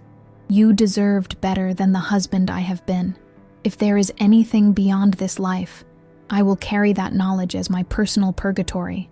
With profound remorse and enduring love, Robert, I read the letter twice, emotions washing over me in waves. Anger at the confirmation of his decades-long betrayal, shock at the revelation of the secret trust, bitter amusement at his attempt to buy absolution with money, and underneath it all, a strange, unexpected sense of power, the power that comes with knowledge long denied. With slightly steadier hands, I opened the jewelry box. Inside, as promised, was documentation for a trust in my name, along with a USB drive. I also found something unexpected, a small key with a storage company's tag attached. I sat back in Robert's leather chair, holding the key, turning it over in my fingers. Another secret, another hidden piece of his life. The sound of the front door opening jolted me from my thoughts. Emma returning from her run. I quickly replaced everything except the key in the safe, locked it, and slipped the key into my pocket. Whatever was in that storage unit, I needed to see it alone first, before involving Emma in yet another revelation. "Mom?" Emma's voice called from the hallway. "Are you here?" "In your father's office," I replied, straightening papers on the desk to appear casually occupied. She appeared in the doorway, flushed from exercise, her ponytail damp with sweat. "What are you doing in here?" "Just beginning to sort through his papers," I said, gesturing at the piles I'd started. "There's so much to go through." She nodded, leaning against the doorframe. "Need any help?" "Not yet. I'm just getting a sense of what's here." I forced a smile. "How was your run?" "Clarifying," she said, the single word conveying volumes. "I made some decisions." "Oh?" I kept my tone neutral, though my heart raced. What decisions could she have made in the midst of this upheaval? "I'm going to talk to Diane," she said simply. "Not right away, but soon. There are questions I need to ask her, things I need to understand about my biological origins." I nodded slowly. "I think that's wise. You deserve answers." "Will it hurt you?" she asked directly. "If I establish some kind of relationship with her?" The question pierced me with its thoughtfulness. Even now, in the midst of her own identity crisis, Emma was concerned about my feelings. "It will be complicated," I acknowledged. "I won't pretend otherwise. But your relationship with Diane is separate from mine. I want you to do what you need to do, Emma. I'll be okay." She studied me for a long moment, then nodded. "There's something else. I've decided to get those cancer screenings Dad was so insistent about. I made appointments this morning." Relief flooded me. "I'm glad, sweetheart. Very glad. Will you come with me? To the first one, at least?" "Of course," I said without hesitation. "Wherever you need me, I'll be there." She smiled, a tired but genuine expression. "I know, Mom. You always have been." After Emma left to shower, I sat at Robert's desk, fingering the storage key in my pocket. The trust documentation had mentioned $2.3 million, a staggering sum I hadn't known existed. Where had it come from? What else had Robert been hiding? And what waited in that storage unit? I made a decision. The funeral was scheduled for tomorrow. After that, after we had performed the public ritual of grieving a man neither of us had truly known, I would visit the storage facility alone. Whatever secrets remained, I would uncover them all. No more living in the shadow of Robert's deceptions. The funeral passed in a blur of black clothing and murmured condolences. I played my part as the grieving widow with a detachment that felt almost out of body. Diane sat 3 rows back, her presence tolerated for Emma's sake, but her traditional place beside me conspicuously vacant. Colleagues from Robert's accounting firm praised his integrity. Old friends reminisced about his dependability, his honesty. Each tribute felt like a dagger, each well-meaning mourner unaware of the irony in their words. The day after the funeral, I told Emma I needed to run errands alone. Not entirely a lie. The storage facility was located in a nondescript industrial park 20 miles from our home, in a town where we knew no one. As I drove there, I realized this was precisely why Robert had chosen it. Anonymity, distance from our shared life. Unit 317 was climate-controlled, accessible through an interior hallway. My hand trembled slightly as I inserted the key, unsure what I might find. More evidence of his affair with Diane? Financial records of misdeeds? Perhaps something as cliched as another family, another life entirely? The door swung open to reveal a space about the size of a small bedroom, surprisingly neat and well-organized. No haphazard collection of hidden mementos or hastily stashed secrets. Instead, filing cabinets lined one wall, labeled meticulously. A small desk and chair occupied one corner. Plastic storage containers, clearly labeled, were stacked along another wall. I approached the filing cabinets first, opening the drawer labeled DM, Correspondence. Inside were hundreds of letters and printed emails, arranged chronologically, dating back nearly 30 years. Random sampling confirmed my suspicion. These documented Robert's relationship with Diane Miller in exhaustive detail.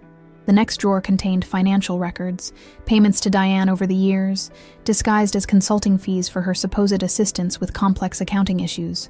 The amounts were substantial, totaling nearly $800,000 over 2 decades. The plastic containers held more personal items, gifts Diane had given him, photographs of them together, carefully taken to avoid any identifying backgrounds, even a few items of clothing, presumably left behind during their encounters. It was, I realized with growing amazement, a complete archive of their relationship. Every detail preserved, organized, documented, not hidden in shame but cataloged with the same precision Robert had brought to his professional life. But why? Why create and maintain such an extensive record of his betrayal? The answer became clear as I discovered a leather-bound journal in the desk drawer, its pages filled with Robert's distinctive handwriting.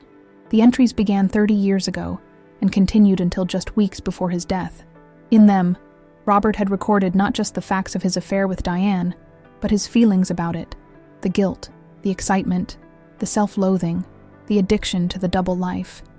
And most revealing of all, his feelings about me.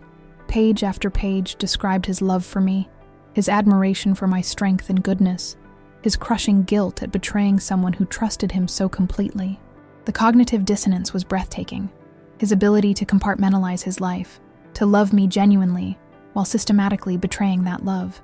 In the final entries, written as cancer consumed him, he grappled with whether to tell me the truth, the fear that I would leave him, that he would die alone, the greater fear that I would stay out of duty and pity, knowing the truth, but pretending forgiveness I couldn't truly feel, the cowardice that kept him silent until death was imminent, until there would be no real consequences for his confession.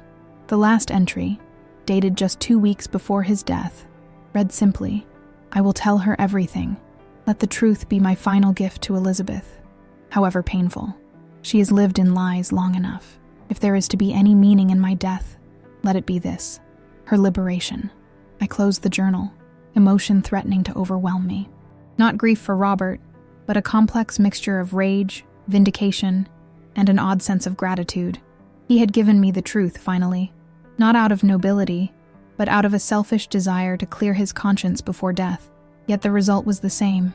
I was no longer living in ignorance, no longer the unwitting victim of ongoing deception. As I continued exploring the unit, I discovered one last secret, perhaps the most significant of all. In a fireproof safe similar to the one in his office, I found documentation for several offshore accounts, business interests I had never known about, and evidence of financial manipulations that skirted the edge of legality. Robert, it seemed, had been running a sophisticated tax avoidance scheme for certain wealthy clients, not quite illegal, but certainly unethical, and potentially subject to severe penalties if discovered.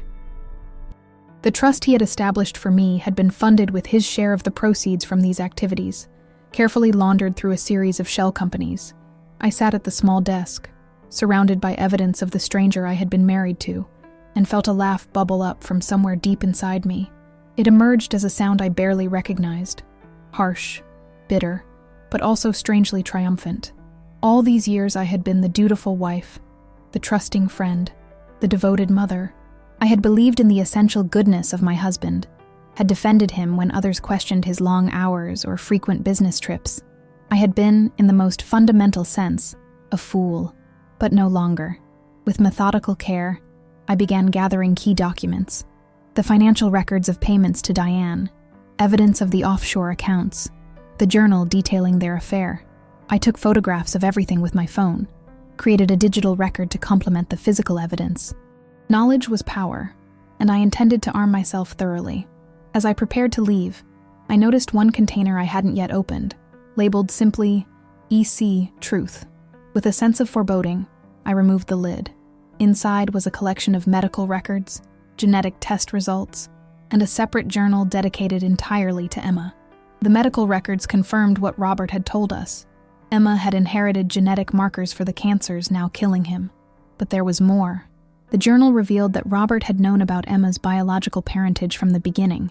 The story he had told me of learning about it through her genetic testing last year was yet another lie. He had always known she was biologically his and Diane's child, had orchestrated the deception from the start. But the most shocking revelation came in the form of a letter from a private investigator, dated 25 years ago. Robert had hired someone to investigate my background, to determine if I had any family history of the cancers he now knew he carried. The PI had discovered something neither of us had known. My biological father, whom I had never met, had died of pancreatic cancer at 42. The same cancer that had killed Robert's father. The same cancer now killing him. The same cancer Emma was at elevated risk for.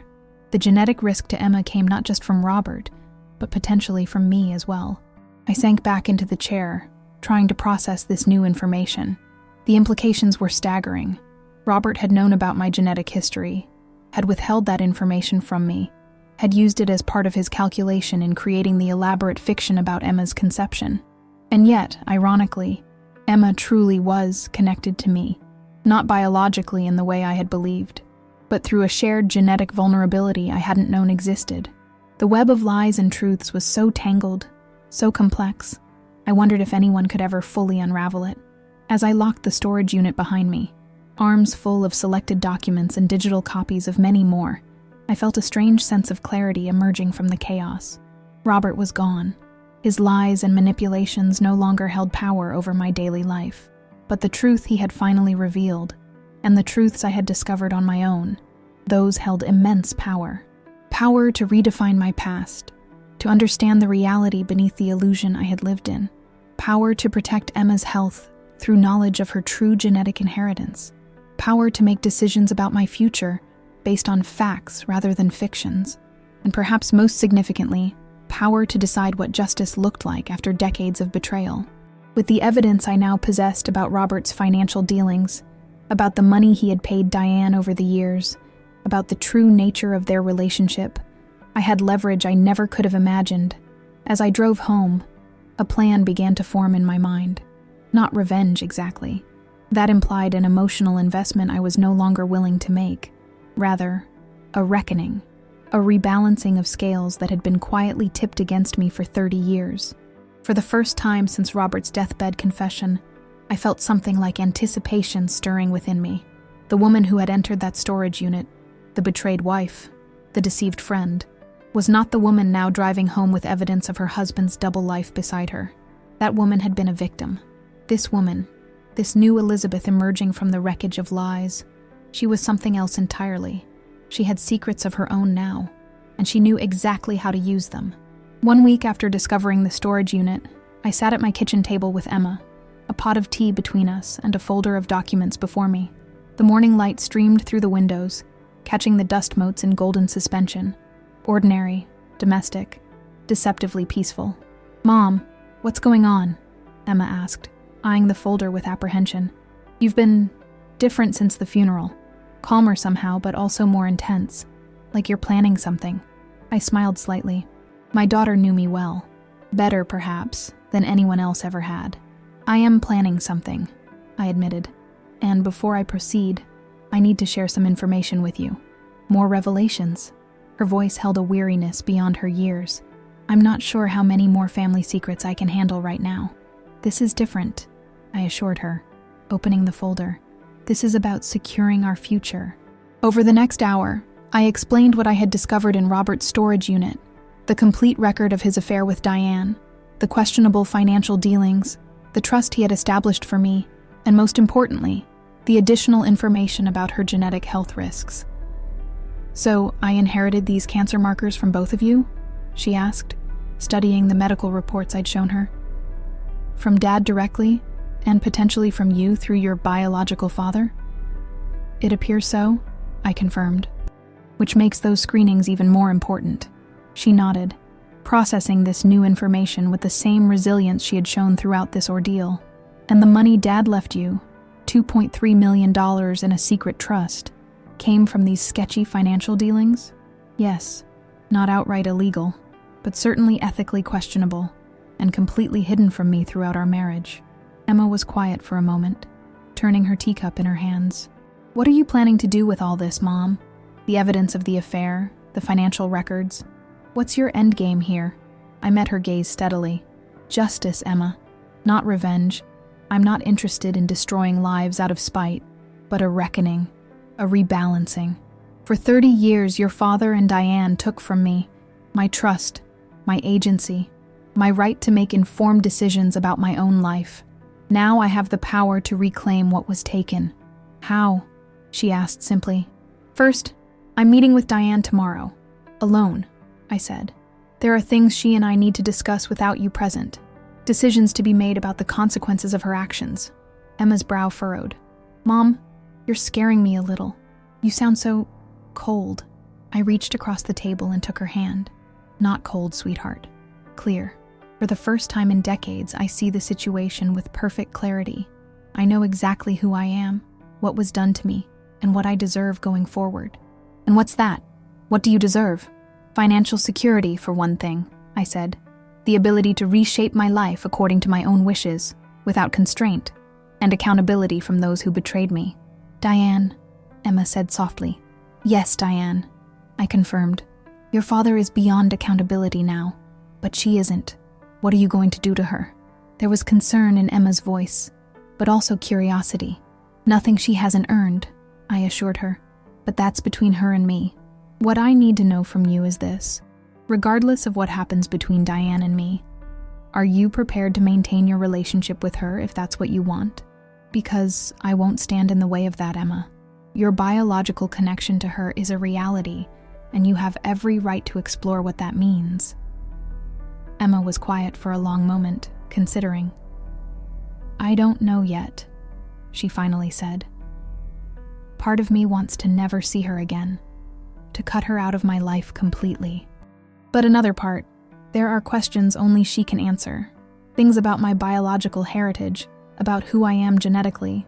And despite everything, she's been in my life since the beginning. My godmother, the woman who taught me to swim, who helped me with my science fair projects, who took me shopping for my prom dress when you had the flu. She loves you, I acknowledged, the words difficult but true. In her way, twisted as it may be by the circumstances, she does love you. But she hurt you terribly, Emma pointed out. She betrayed your friendship in the worst possible way. How can I maintain a relationship with someone who did that to my mother? I squeezed her hand. By separating the issues, by recognizing that my relationship with Diane and yours are distinct.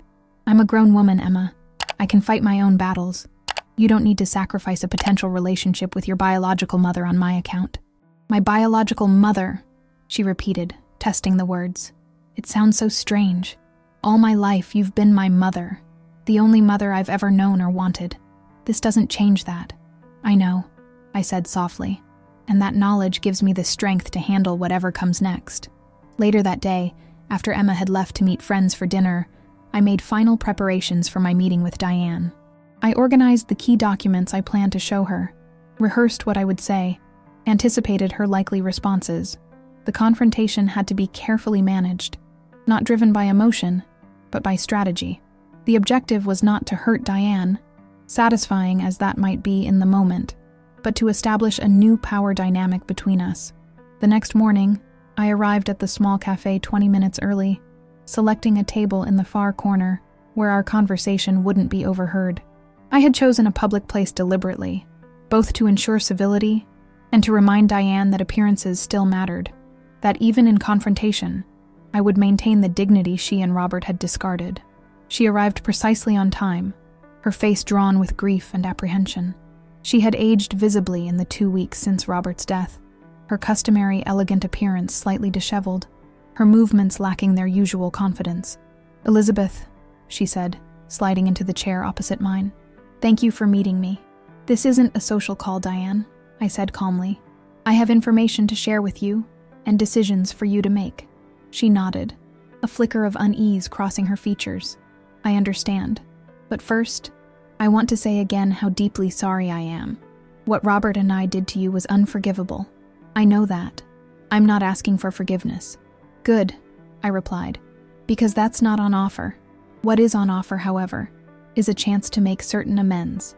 I opened the folder I had brought, removing a single document, a bank statement showing the transfers from Robert to Diane over the years, disguised as consulting fees.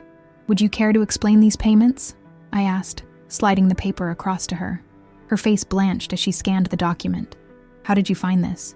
Robert left me a key to his storage unit, I said. He kept meticulous records of your relationship, Diane. Every letter, every gift, every payment, almost as if he anticipated this day might come. These payments weren't what they look like, she protested weakly. They were for consulting work. Yes, that's how they were labeled, I interrupted. Over $800,000 worth of consulting over 20 years. Quite lucrative. Tell me, did you declare this income properly? Or was tax evasion part of your arrangement with Robert? She stared at me, speechless. I could see the realization dawning in her eyes. I had her cornered. If the payments were legitimate, she would need to prove what services she had provided to earn them. If they were not, she had committed tax fraud. What do you want, Elizabeth? She finally asked, her voice small. I want several things, I said, laying out 3 more documents on the table between us. First, I want you to sign this agreement, legally relinquishing any claim to my home, to Robert's estate, or to any assets we accumulated during our marriage. I would never claim any of that, she protested. It's yours. Nevertheless, you'll sign, I continued. Second, I want you to make a formal donation of $800,000, the exact amount Robert paid you over the years, to the Pancreatic Cancer Research Foundation, in Emma's name. You'll find the paperwork here. Her eyes widened. Elizabeth, that's almost everything I have. My house, my retirement. You should have thought of that before accepting payments from my husband for 2 decades, I said without sympathy. Consider yourself fortunate that I'm not demanding interest. She stared at the document, then at me. And the third thing? I slid the final paper toward her. This is a letter you will sign, acknowledging your role as Emma's biological mother, and formally recognizing me as her legal and emotional mother, in every sense that matters. It states clearly that while you may wish to establish a relationship with her going forward, you make no claim to maternal rights, and will respect any boundaries Emma or I establish. Diane picked up the letter, reading it carefully, tears filling her eyes. You've thought of everything, she said softly. I've had 2 weeks to think, I replied. 2 weeks to process 30 years of betrayal, to decide what justice looks like in a situation with no legal remedy. And if I refuse? She asked, though her tone suggested she already knew the answer. If you refuse, I said calmly, I will turn over to the IRS all evidence of your unreported income. I will provide Robert's former clients with documentation of his questionable tax strategies in which you were complicit, and I will ensure that everyone in our social and professional circles knows exactly why my husband of 37 years felt compelled to make a deathbed confession. She flinched at each statement, her face crumpling. You would destroy me. No, Diane. You and Robert destroyed yourselves. I'm simply refusing to protect you from the consequences of your choices. I leaned forward, meeting her gaze directly. For 30 years, you watched me mother the child you created with my husband. You accepted my friendship, my trust, my love, all while lying to my face. You don't get to weep about consequences now. To my surprise, she didn't argue further. Instead, she reached into her purse for a pen. I'll sign everything, she said quietly. And Elizabeth, the donation to cancer research. I would have made it anyway, for Emma's sake. Perhaps, I allowed, but this way, there's no ambiguity, no room for self-serving narratives about your generosity or redemption. This is restitution, pure and simple. As she signed each document, I felt no triumph, no vindictive satisfaction, just a calm certainty that I was reclaiming what had been taken from me, my autonomy, my dignity, my right to define the terms of my own life. When she had finished, I gathered the papers and placed them back in my folder. There's one more thing, I said, producing a small envelope. The results of my own genetic testing, which I had done last week. As Robert discovered years ago but never told me, I carry the same genetic markers for pancreatic cancer that he did, that Emma does. Diane took the envelope, confusion evident on her face. Why are you showing me this? Because despite everything, you care about Emma, and she may need both of us in the years ahead as she navigates the implications of these genetic risks. If she chooses to maintain a relationship with you, and that will be entirely her decision, I expect you to coordinate with me regarding her medical needs, her screenings, her care if the worst should happen. Understanding dawned in Diane's eyes. You're saying we might have to work together, for Emma's sake. I'm saying I'm prepared to do what's necessary for my daughter's well-being, regardless of my personal feelings toward you, I clarified. That's what mothers do. The barb landed as intended. Diane had given birth to Emma biologically, but she had surrendered the right to call herself Emma's mother 30 years ago when she agreed to the deception. I understand, she said softly, and I'll do whatever Emma needs, on whatever terms you both set. Good. I stood, gathering my things. I'll have my lawyer contact you regarding the donation and the formal waiver of claims.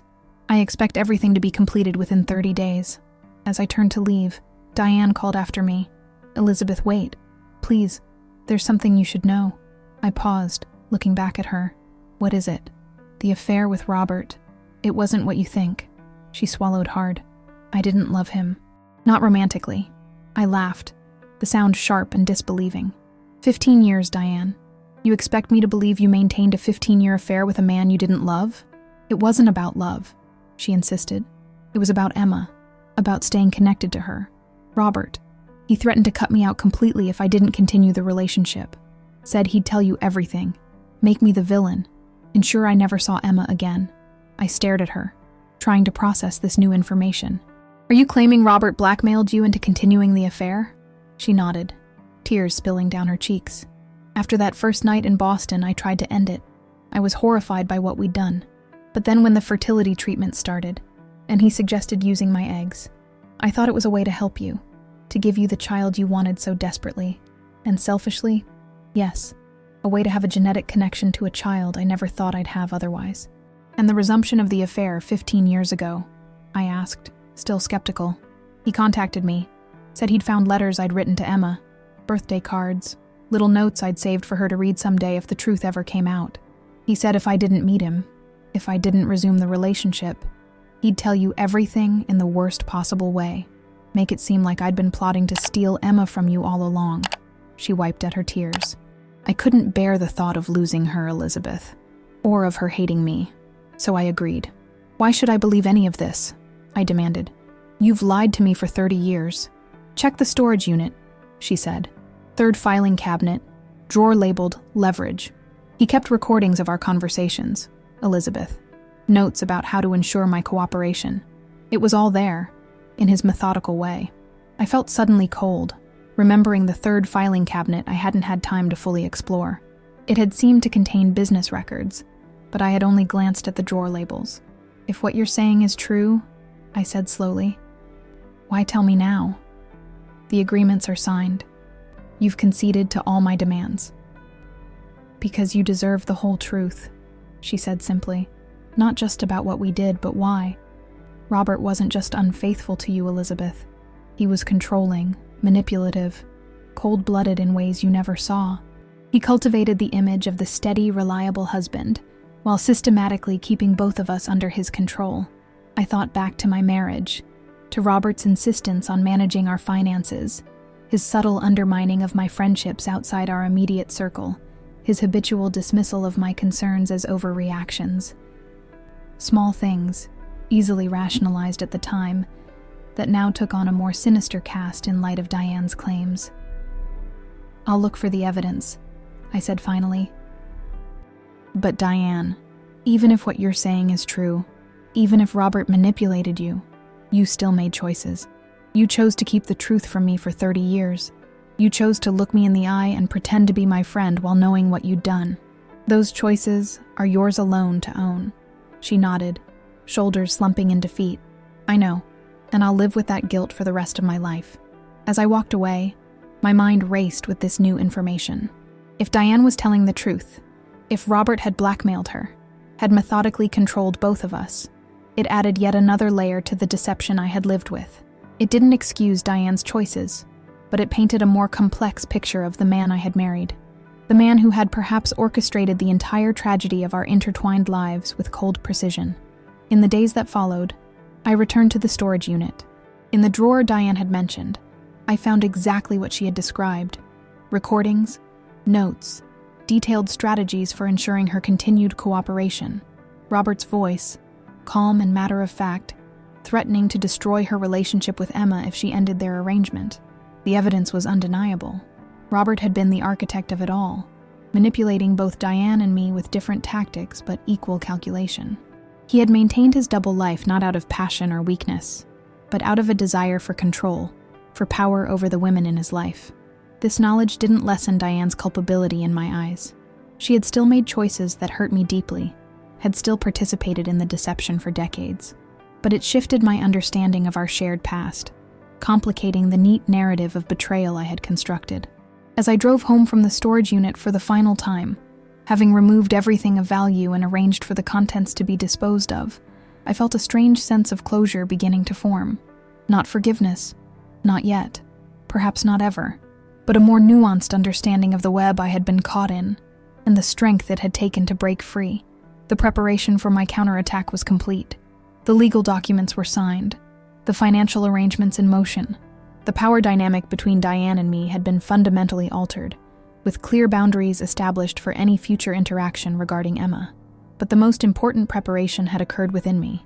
I had transformed from victim to advocate, for myself, for my daughter, for the life I intended to build from the ashes of betrayal. I had faced the worst truths about my marriage, my friendship, my past, and had emerged with a clarity and strength I hadn't known I possessed. Whatever came next, whether reconciliation with Diane for Emma's sake, or a complete severing of ties, I would face it on my own terms. Never again would I allow my life to be shaped by others' deceptions. Never again would I accept less than the full truth from those who claimed to love me. The woman who had entered Robert's hospital room 2 weeks ago, trusting, naive, content in her ignorance, was gone. In her place stood someone new, clear-eyed, determined, powerful in her knowledge of both betrayal and survival. And for the first time since Robert's deathbed confession, I felt something like peace settling over me. Not happiness, not yet, but the quiet certainty that I would find my way forward, on my own terms, in my own time, on my terms, in my time, with my eyes wide open. 3 months after Robert's death, I stood in our bedroom, my bedroom now, surrounded by half-empty closets and stacked boxes, the house that had witnessed 37 years of marriage, that had sheltered our family through celebrations and sorrows, was being systematically dismantled, room by room, not because I couldn't afford to keep it. The trust Robert had established ensured financial security I had never imagined, but because I had decided to shed the physical reminders of my former life, to create space for whatever came next. The doorbell rang, interrupting my packing. Emma had a key, which meant it was likely Diane, arriving for our scheduled meeting. Since our confrontation at the cafe, she had fulfilled all her obligations, signing the legal documents, making the substantial donation to cancer research, maintaining a respectful distance while Emma decided what kind of relationship she wanted with her biological mother. Today marked a new phase in our complicated dynamic. Emma had asked us both to attend her first follow-up appointment after her initial cancer screenings. The results had been negative, no signs of the disease that had taken Robert, but the doctor wanted to establish a rigorous monitoring protocol given her genetic risk factors. She had requested both of us be there to hear the recommendations firsthand and coordinate her care going forward. I opened the door to find Diane on the porch, noticeably thinner than when I'd seen her last, her signature blonde hair now showing significant gray at the roots. She had sold her house to fund the donation to cancer research, had moved into a small apartment near the university where she worked. The physical changes reflected the seismic shift in her circumstances: financial, social, emotional. "Elizabeth," she greeted me, her voice careful, neutral. "Thank you for agreeing to this." "For Emma," I reminded her, stepping back to allow her entry. "Everything I do now is for Emma or for myself. There is no us anymore, Diane. No friendship to preserve or rebuild." She nodded, accepting this harsh truth without protest. "I understand. I'm grateful for any role you allow me in Emma's life, on any terms. The terms are hers to set, not mine, I clarified, leading her into the kitchen where coffee waited. She's an adult, fully capable of deciding what relationship she wants with her biological mother. The term still felt strange on my tongue, acknowledgement of a biological reality that had no bearing on the emotional truth of my motherhood. Emma was my daughter in every way that mattered, regardless of whose DNA she carried. She's nervous about today, Diane said, accepting the coffee I offered. About the screening results, about having both of us there.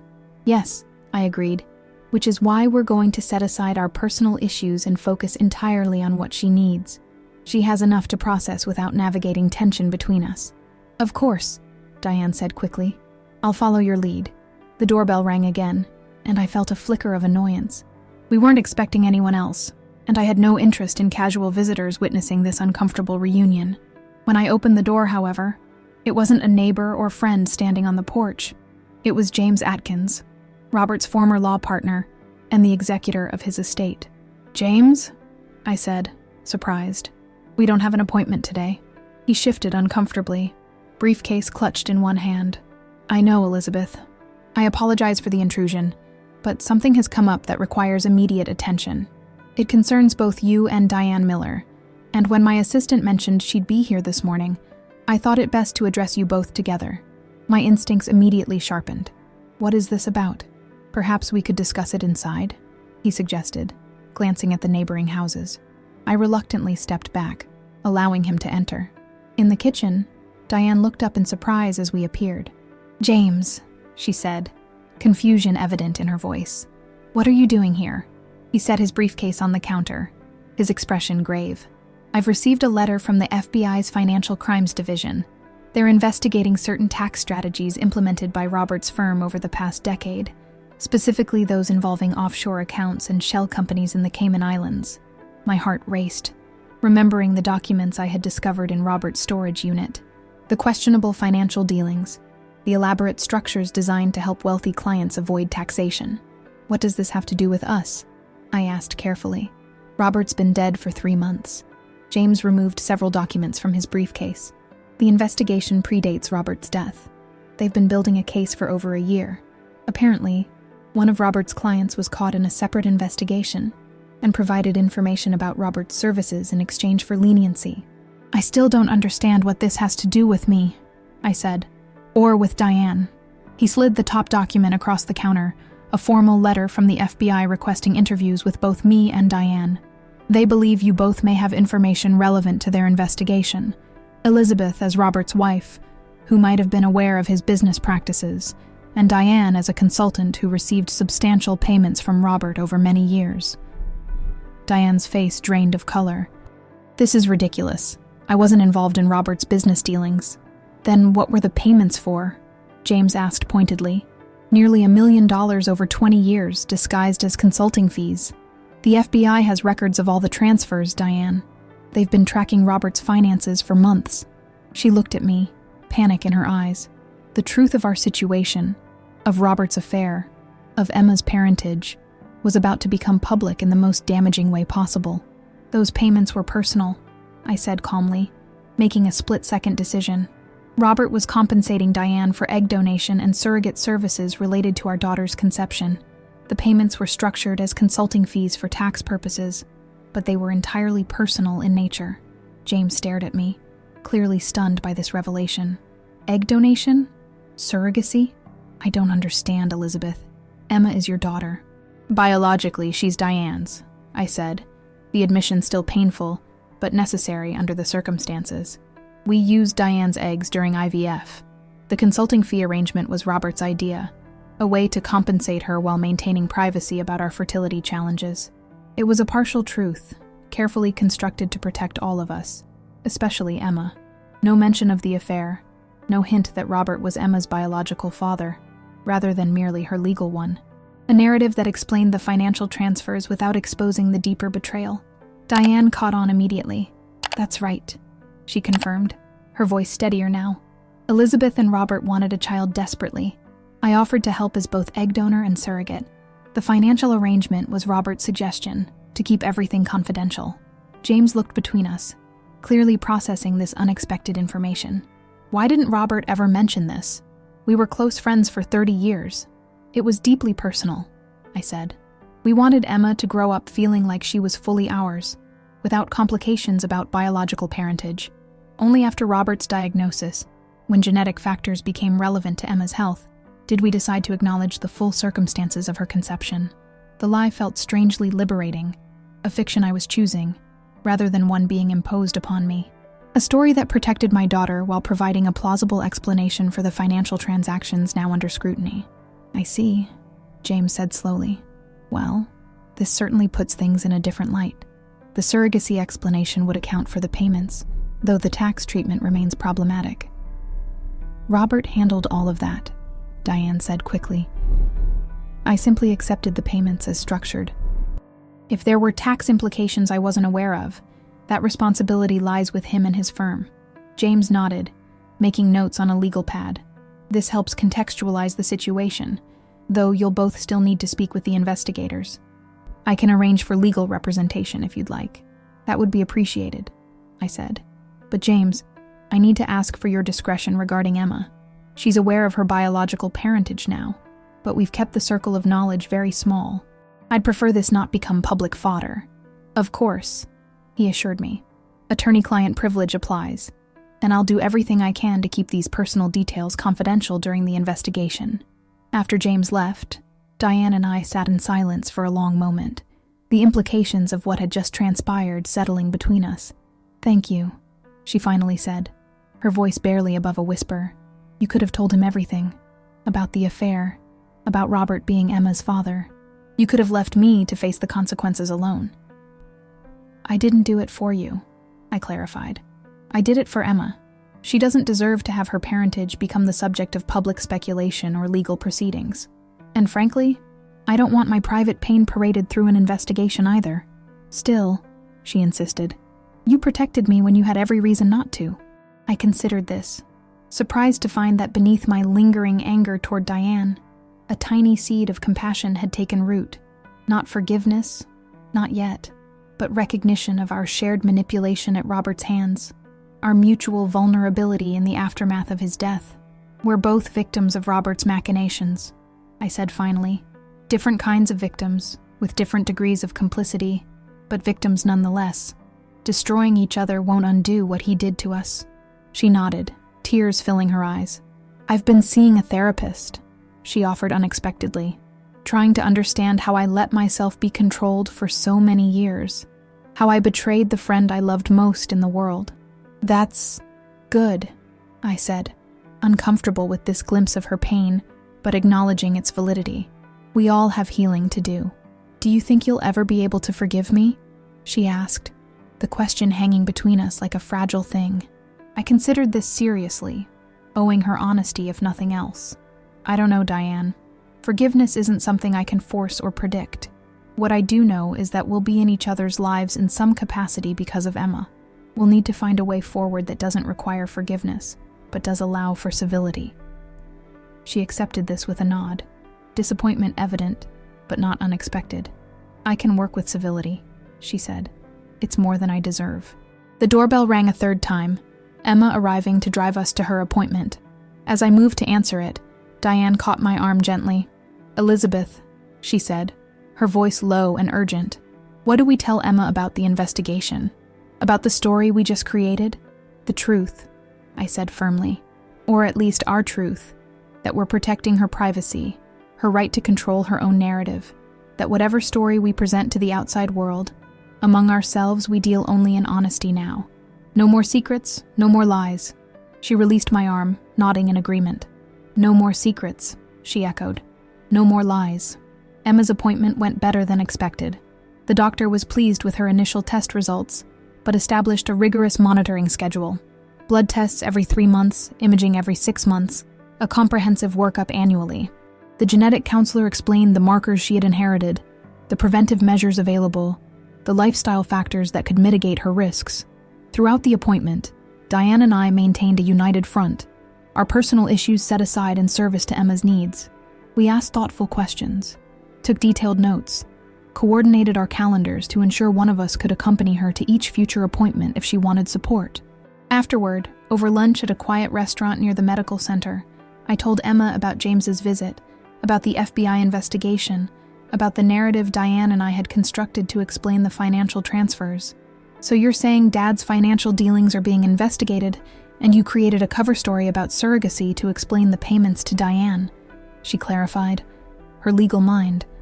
She had inherited Robert's analytical thinking, if not his moral flexibility, immediately grasping the implications. Yes, I confirmed. It seemed the simplest explanation, one that accounts for the money without exposing the affair or the true nature of your conception. But it's not the truth, she pointed out. No, Diane admitted, but it's a version of the truth that protects all of us, especially you, from public scrutiny. Emma was quiet for a moment, processing. I appreciate that, she said finally, but I'm not sure how I feel about building another fiction around my origins. Haven't we had enough lies? This isn't a lie we're telling each other, I explained carefully. It's a simplified narrative for legal and public purposes. Among ourselves, we know the full truth now. No more secrets. No more secrets, Emma repeated, the phrase becoming a kind of mantra among us. I can accept that distinction. As lunch concluded, Emma made an announcement that took both Diane and me by surprise. I've been offered a position with the Public Defender's Office in Chicago, she said. I'm going to take it. Chicago? I echoed, a mix of pride and dismay washing over me. That's wonderful, Emma, but it's so far from here. I know, she acknowledged, and that's part of why I'm accepting. I need some distance, Mom, from the house where I grew up, from the memories of Dad, from the complications of our family situation. I need space to process everything that's happened and figure out who I am now, knowing what I know. I reached across the table and took her hand. I understand, and I'm proud of you for making this decision, even though I'll miss you terribly. It's only Chicago, she reminded me with a small smile. Not the moon. There are flights every day, and you could visit. Both of you could, if you wanted to. The invitation, extended to include Diane, was significant. A recognition of the new reality we were all navigating, an acknowledgement of Diane's biological connection to her. I would love that, Diane said carefully, looking to me for confirmation that this would be acceptable. We could coordinate visits, I offered, the concession a small but meaningful step toward the civil coexistence we had discussed. Perhaps not at the same time initially, but we'll work it out. As we walked to our cars afterward, Emma hugged me tightly. Are you really okay with this, Mom? With me moving, with including Diane in my life going forward? I am, I assured her, and found it was true. You're an adult, Emma. You get to decide what relationships you want to maintain, what boundaries you need to establish. My issues with Diane are separate from your relationship with her. You're incredible, you know that? She said, pulling back to look at me. After everything that's happened, you're still putting me first. That's what mothers do, I said simply. And whatever the DNA tests might say, I am your mother, in every way that matters. The confrontation with the legal system, with the public narrative of our private pain, had not taken the form I expected. There had been no courtroom drama, no explosive revelations before a judge or jury. Instead, there had been a quiet subversion, a reclaiming of the narrative through careful omission and strategic disclosure. The reckoning I had envisioned had been transformed into something more nuanced, a negotiated peace, rather than a decisive victory. But perhaps that was fitting for a situation as complex and layered as ours, where villain and victim sometimes occupied the same space, where truth and deception had become so intertwined over decades. As I watched Emma drive away with Diane, they were having coffee together, another small step in defining their emerging relationship. I felt a curious lightness, not happiness, not yet, but a sense of possibility that had been absent in the immediate aftermath of Robert's death. The story of my life had been rewritten without my knowledge or consent, but the next chapter, that was mine to author, mine alone. 1 year later, the Chicago autumn painted the trees in brilliant reds and golds as I walked through Lincoln Park, hands tucked into the pockets of my new cashmere coat. After 37 years in Connecticut, I was still adjusting to the Midwestern climate, the particular quality of light over Lake Michigan, the rhythms of a city so different from the suburban life I had known. But adjustment was coming, gradually, and then suddenly. like the changing of seasons. Emma waited for me at our regular cafe, a cozy spot halfway between her apartment and the Victorian brownstone I had purchased 3 months ago. When she spotted me through the window, her face lit with a smile that still made my heart swell. Some things remained constant, even as everything else transformed. "Mom," she called as I entered, rising to embrace me. "You look amazing. That color suits you." I smoothed the forest green sweater I'd chosen for our brunch. A small vanity, but one I was learning to indulge. "Thank you, sweetheart. How was your week?" "Intense," she admitted, settling back into her chair. 3 cases went to trial simultaneously. I barely slept, but we won 2 of them, including the one everyone said was unwinnable. Pride warmed me as she described her work with the public defender's office. The long hours, the challenging cases, the difference she was making in her clients' lives. Emma had always had a passionate sense of justice, and now she was channeling it into a career that suited her perfectly. "I have news," she said after we had ordered. "I've been seeing someone.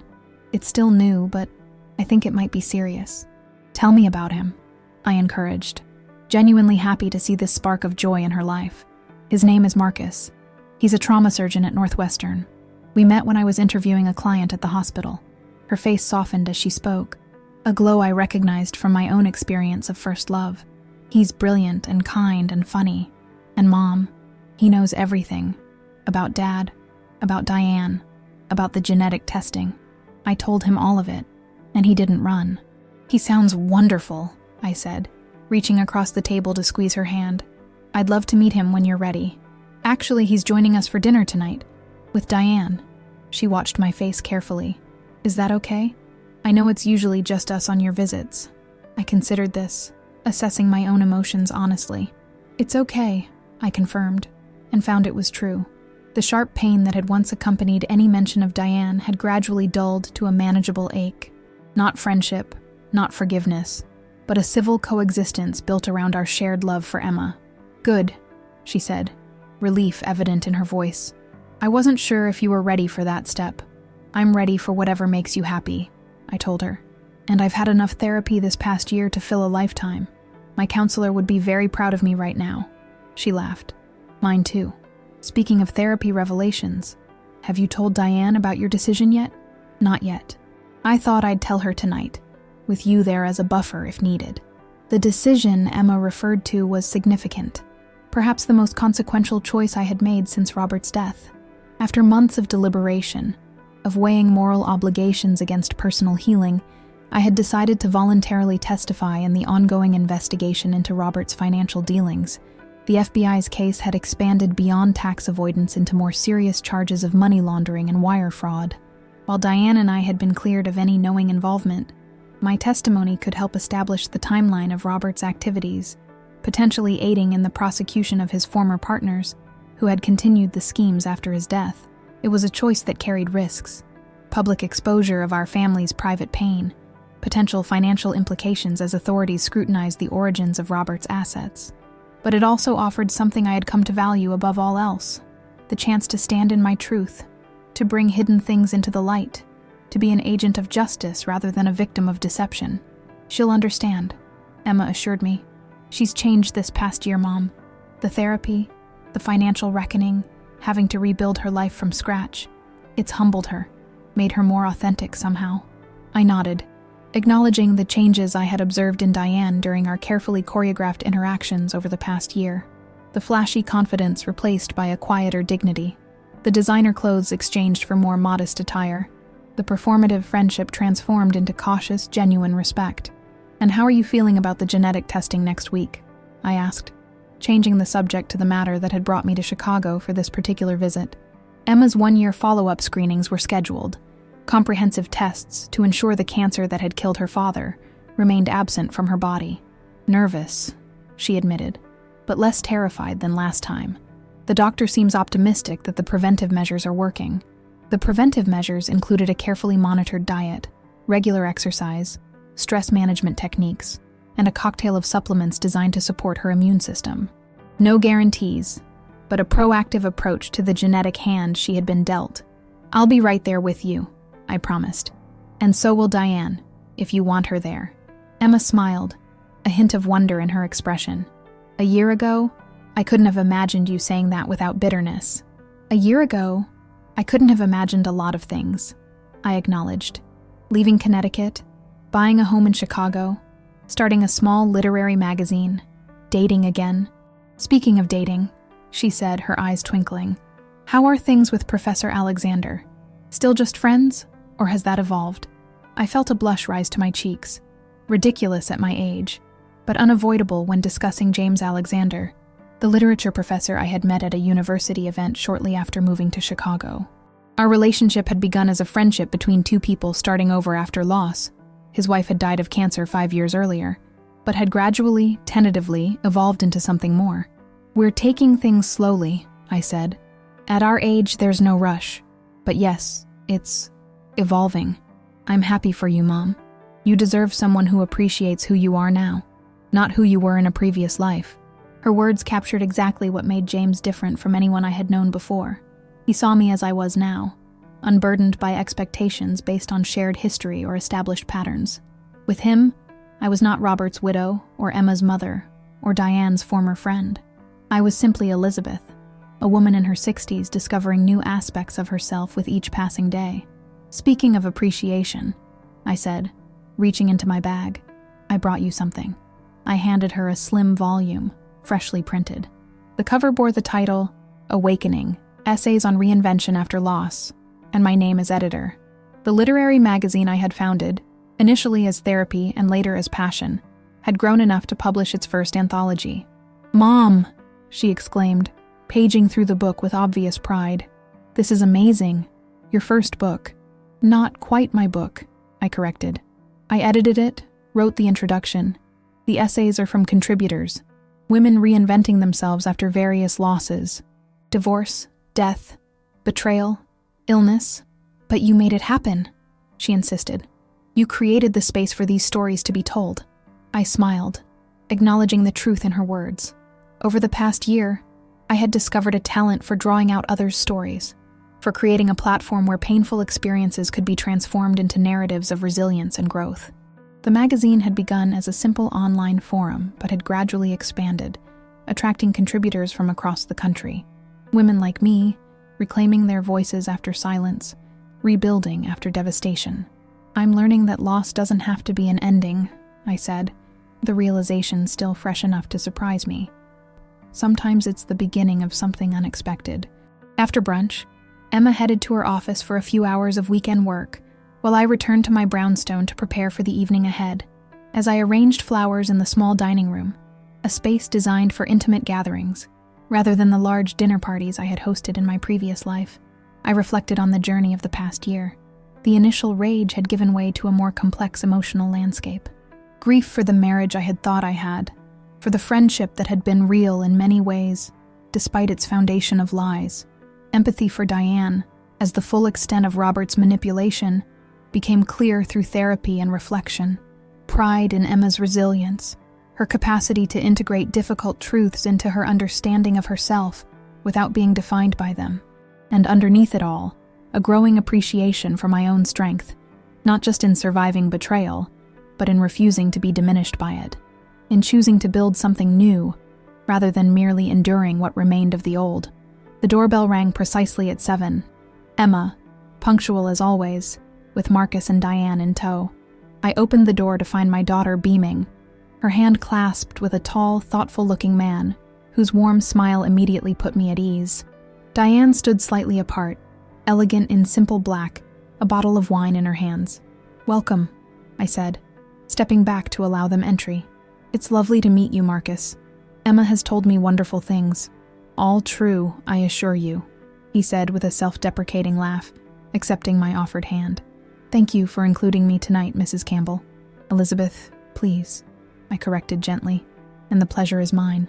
Diane handed me the wine, our fingers briefly touching during the exchange. "Thank you for hosting, Elizabeth.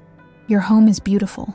The compliment was genuine, the interaction unmarked by the tension that had characterized our early encounters after Robert's death. Not friendship, that remained beyond repair, but something approaching respect, a recognition of the complex bond we would always share through Emma. Dinner unfolded with surprising ease. Marcus proved to be everything Emma had described: intelligent, compassionate, clearly devoted to her. He asked thoughtful questions about my magazine, shared fascinating stories from his work in the trauma unit, navigated the complicated family dynamics with grace.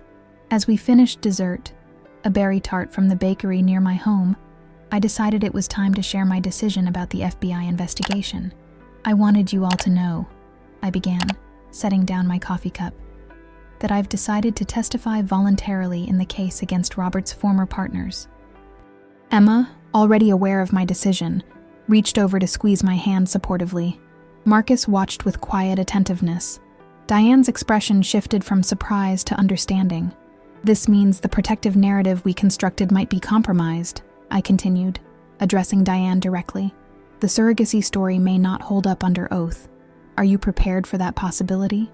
She was quiet for a moment, considering the implications. "Yes," she said finally.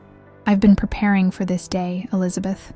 The truth was always going to emerge eventually. I'm ready to face whatever consequences come." "I've spoken with my attorney," I assured her. "The focus of my testimony will be Robert's financial activities, not our personal situation, but questions may arise that require honest answers." "I understand," she said, "and I support your decision. It's the right thing to do." Emma looked between us, a complex mix of emotions crossing her features. "So this means everything might become public? The affair? My biological parentage? All of it?" "It's possible," I acknowledged. "Are you prepared for that, sweetheart?" She glanced at Marcus, who nodded encouragingly. "I am," she said firmly.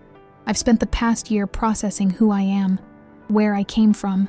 I'm not ashamed of my origins, complicated as they are, and I refuse to participate in maintaining the secrecy that caused so much damage."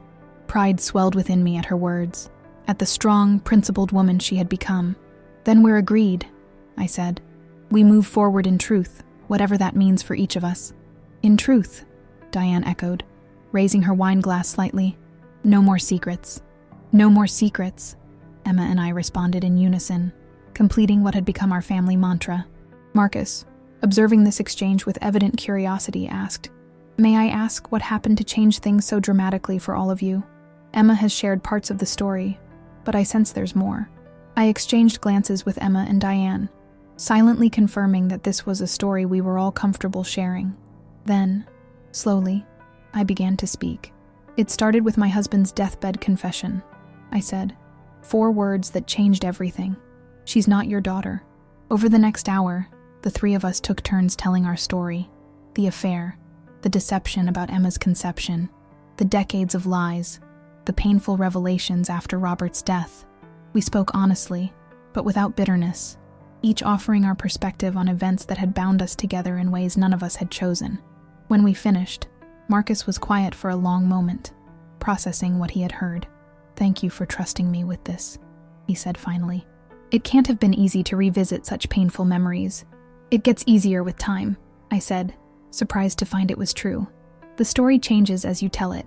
What began as a narrative of betrayal has evolved into something more complex. A story about resilience, about the different forms family can take, about choosing truth even when it's painful, about forgiveness, perhaps," Diane suggested cautiously, her eyes meeting mine. I considered this, wanting to be honest without being cruel. "Not forgiveness, exactly," I said carefully, "but understanding. Recognition that none of us is entirely villain or victim, that we all made choices, some worse than others, that led us here." She nodded, accepting this assessment without protest.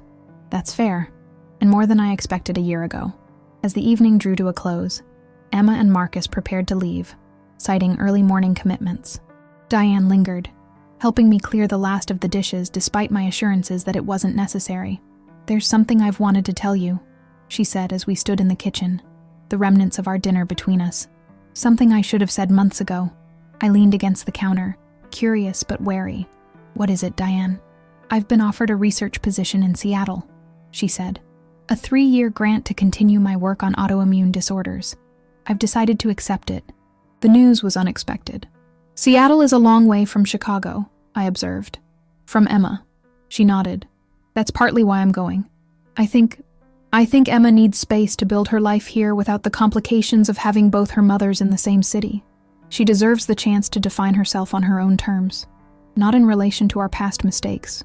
I studied her face, seeing genuine sacrifice in her decision. Have you told her? Not yet. I wanted to speak with you first. She hesitated, then added, I also wanted to say that I admire what you've built this past year, Elizabeth. The magazine, the new home, the life you've created from the ashes of what Robert destroyed. It takes remarkable strength to transform betrayal into something beautiful. The compliment, unexpected and seemingly sincere, momentarily silenced me. Thank you, I finally said. I think we've all found strength we didn't know we possessed. Yes, she agreed. But yours has always been the most impressive. Even when we were young, you had a resilience that I envied. It's what drew me to you as a friend, all those years ago. The reference to our former friendship, a genuine connection despite the lies that had ultimately undermined it, opened a door I hadn't anticipated. We did have something real, didn't we? Before everything else. We did, she confirmed, her eyes filling with tears. That's what makes the betrayal so much worse. It wasn't just a marriage I helped destroy, but a friendship I truly valued. In that moment, standing in my new kitchen in a new city, I felt something shift inside me. Not forgiveness, not yet, but the first loosening of a knot I had carried for over a year. The realization that healing didn't require forgetting or excusing, but might include acknowledging what had been good alongside what had been irreparably broken. Safe travels to Seattle, I said, offering not absolution but acknowledgement of her choice to step back, to prioritize Emma's needs over her own desire to be close to her biological daughter. Emma will miss you, but she'll understand. It's a generous decision. One of my better ones, she said with a sad smile, after a lifetime of selfish choices.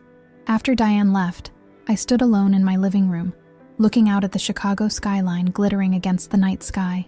So different from the Connecticut suburb where I had spent most of my adult life, where I had built a family on what I now knew had been shifting sand. Yet here I was, still standing. Changed, certainly. Scarred, undoubtedly. But whole in a way I hadn't been even before Robert's betrayal came to light. Whole because I was finally living in truth. Because I had stopped accommodating others' needs at the expense of my own. Because I had discovered strength I hadn't known I possessed. The phone rang, interrupting my reverie. James Alexander, calling to confirm our plans for the symphony tomorrow evening. As we spoke, his voice warm and genuine through the connection, I felt a flutter of possibility, not the blind optimism of youth, but the cautious hope of experience, the recognition that joy can coexist with sorrow, that new beginnings are possible even after devastating endings. When I hung up, I returned to the window, watching the city pulse with life beneath me. Robert had been gone for a year, but I was still here, still breathing, still discovering new aspects of myself with each passing day. The betrayal that had nearly destroyed me had instead become the catalyst for a transformation I wouldn't have chosen, but now wouldn't trade. There was poetry in that, I thought, a kind of symmetry that brought meaning to suffering without diminishing its reality, the ability to acknowledge both the pain of what had been lost and the value of what had been found in its place. As I turned away from the window, ready for sleep, I caught sight of my reflection in the mirror, gray hair no longer colored to hide the years, lines etched around eyes that had shed more tears than I could count, shoulders straight with a dignity hard-won through grief and rage, and finally, acceptance. I barely recognized myself, this woman who had emerged from the ruins of betrayal, but I liked what I saw, liked the strength in her gaze, the wisdom in her smile, the peace that had gradually replaced the fury of those first devastating days. My husband had confessed on his deathbed, "She's not your daughter," but her eyes had said otherwise. And in that truth, the truth of love transcending biology, of connection deeper than DNA, I had found the courage to rebuild, to reclaim, to rise. From the ashes of what had been destroyed, something new had emerged. Not perfect, not unmarked by the flames that had consumed its predecessor, but authentic in a way my previous life had never been. A life built on truth rather than illusion, on choices made with full awareness rather than comfortable blindness. And in that authenticity lay a freedom I had never known before, The freedom to be fully myself, without apology or accommodation. The freedom to write my own story, not as Robert's widow or Emma's mother or Diane's former friend, but as Elizabeth Campbell, a woman rediscovering herself in the second act of her life. Whatever came next, the FBI testimony, James's growing presence in my life, Emma's evolving relationship with both her mothers, I would face it with open eyes and an open heart. No more secrets, no more lies, just the complicated, messy, beautiful truth of a life being lived on its own terms, at last.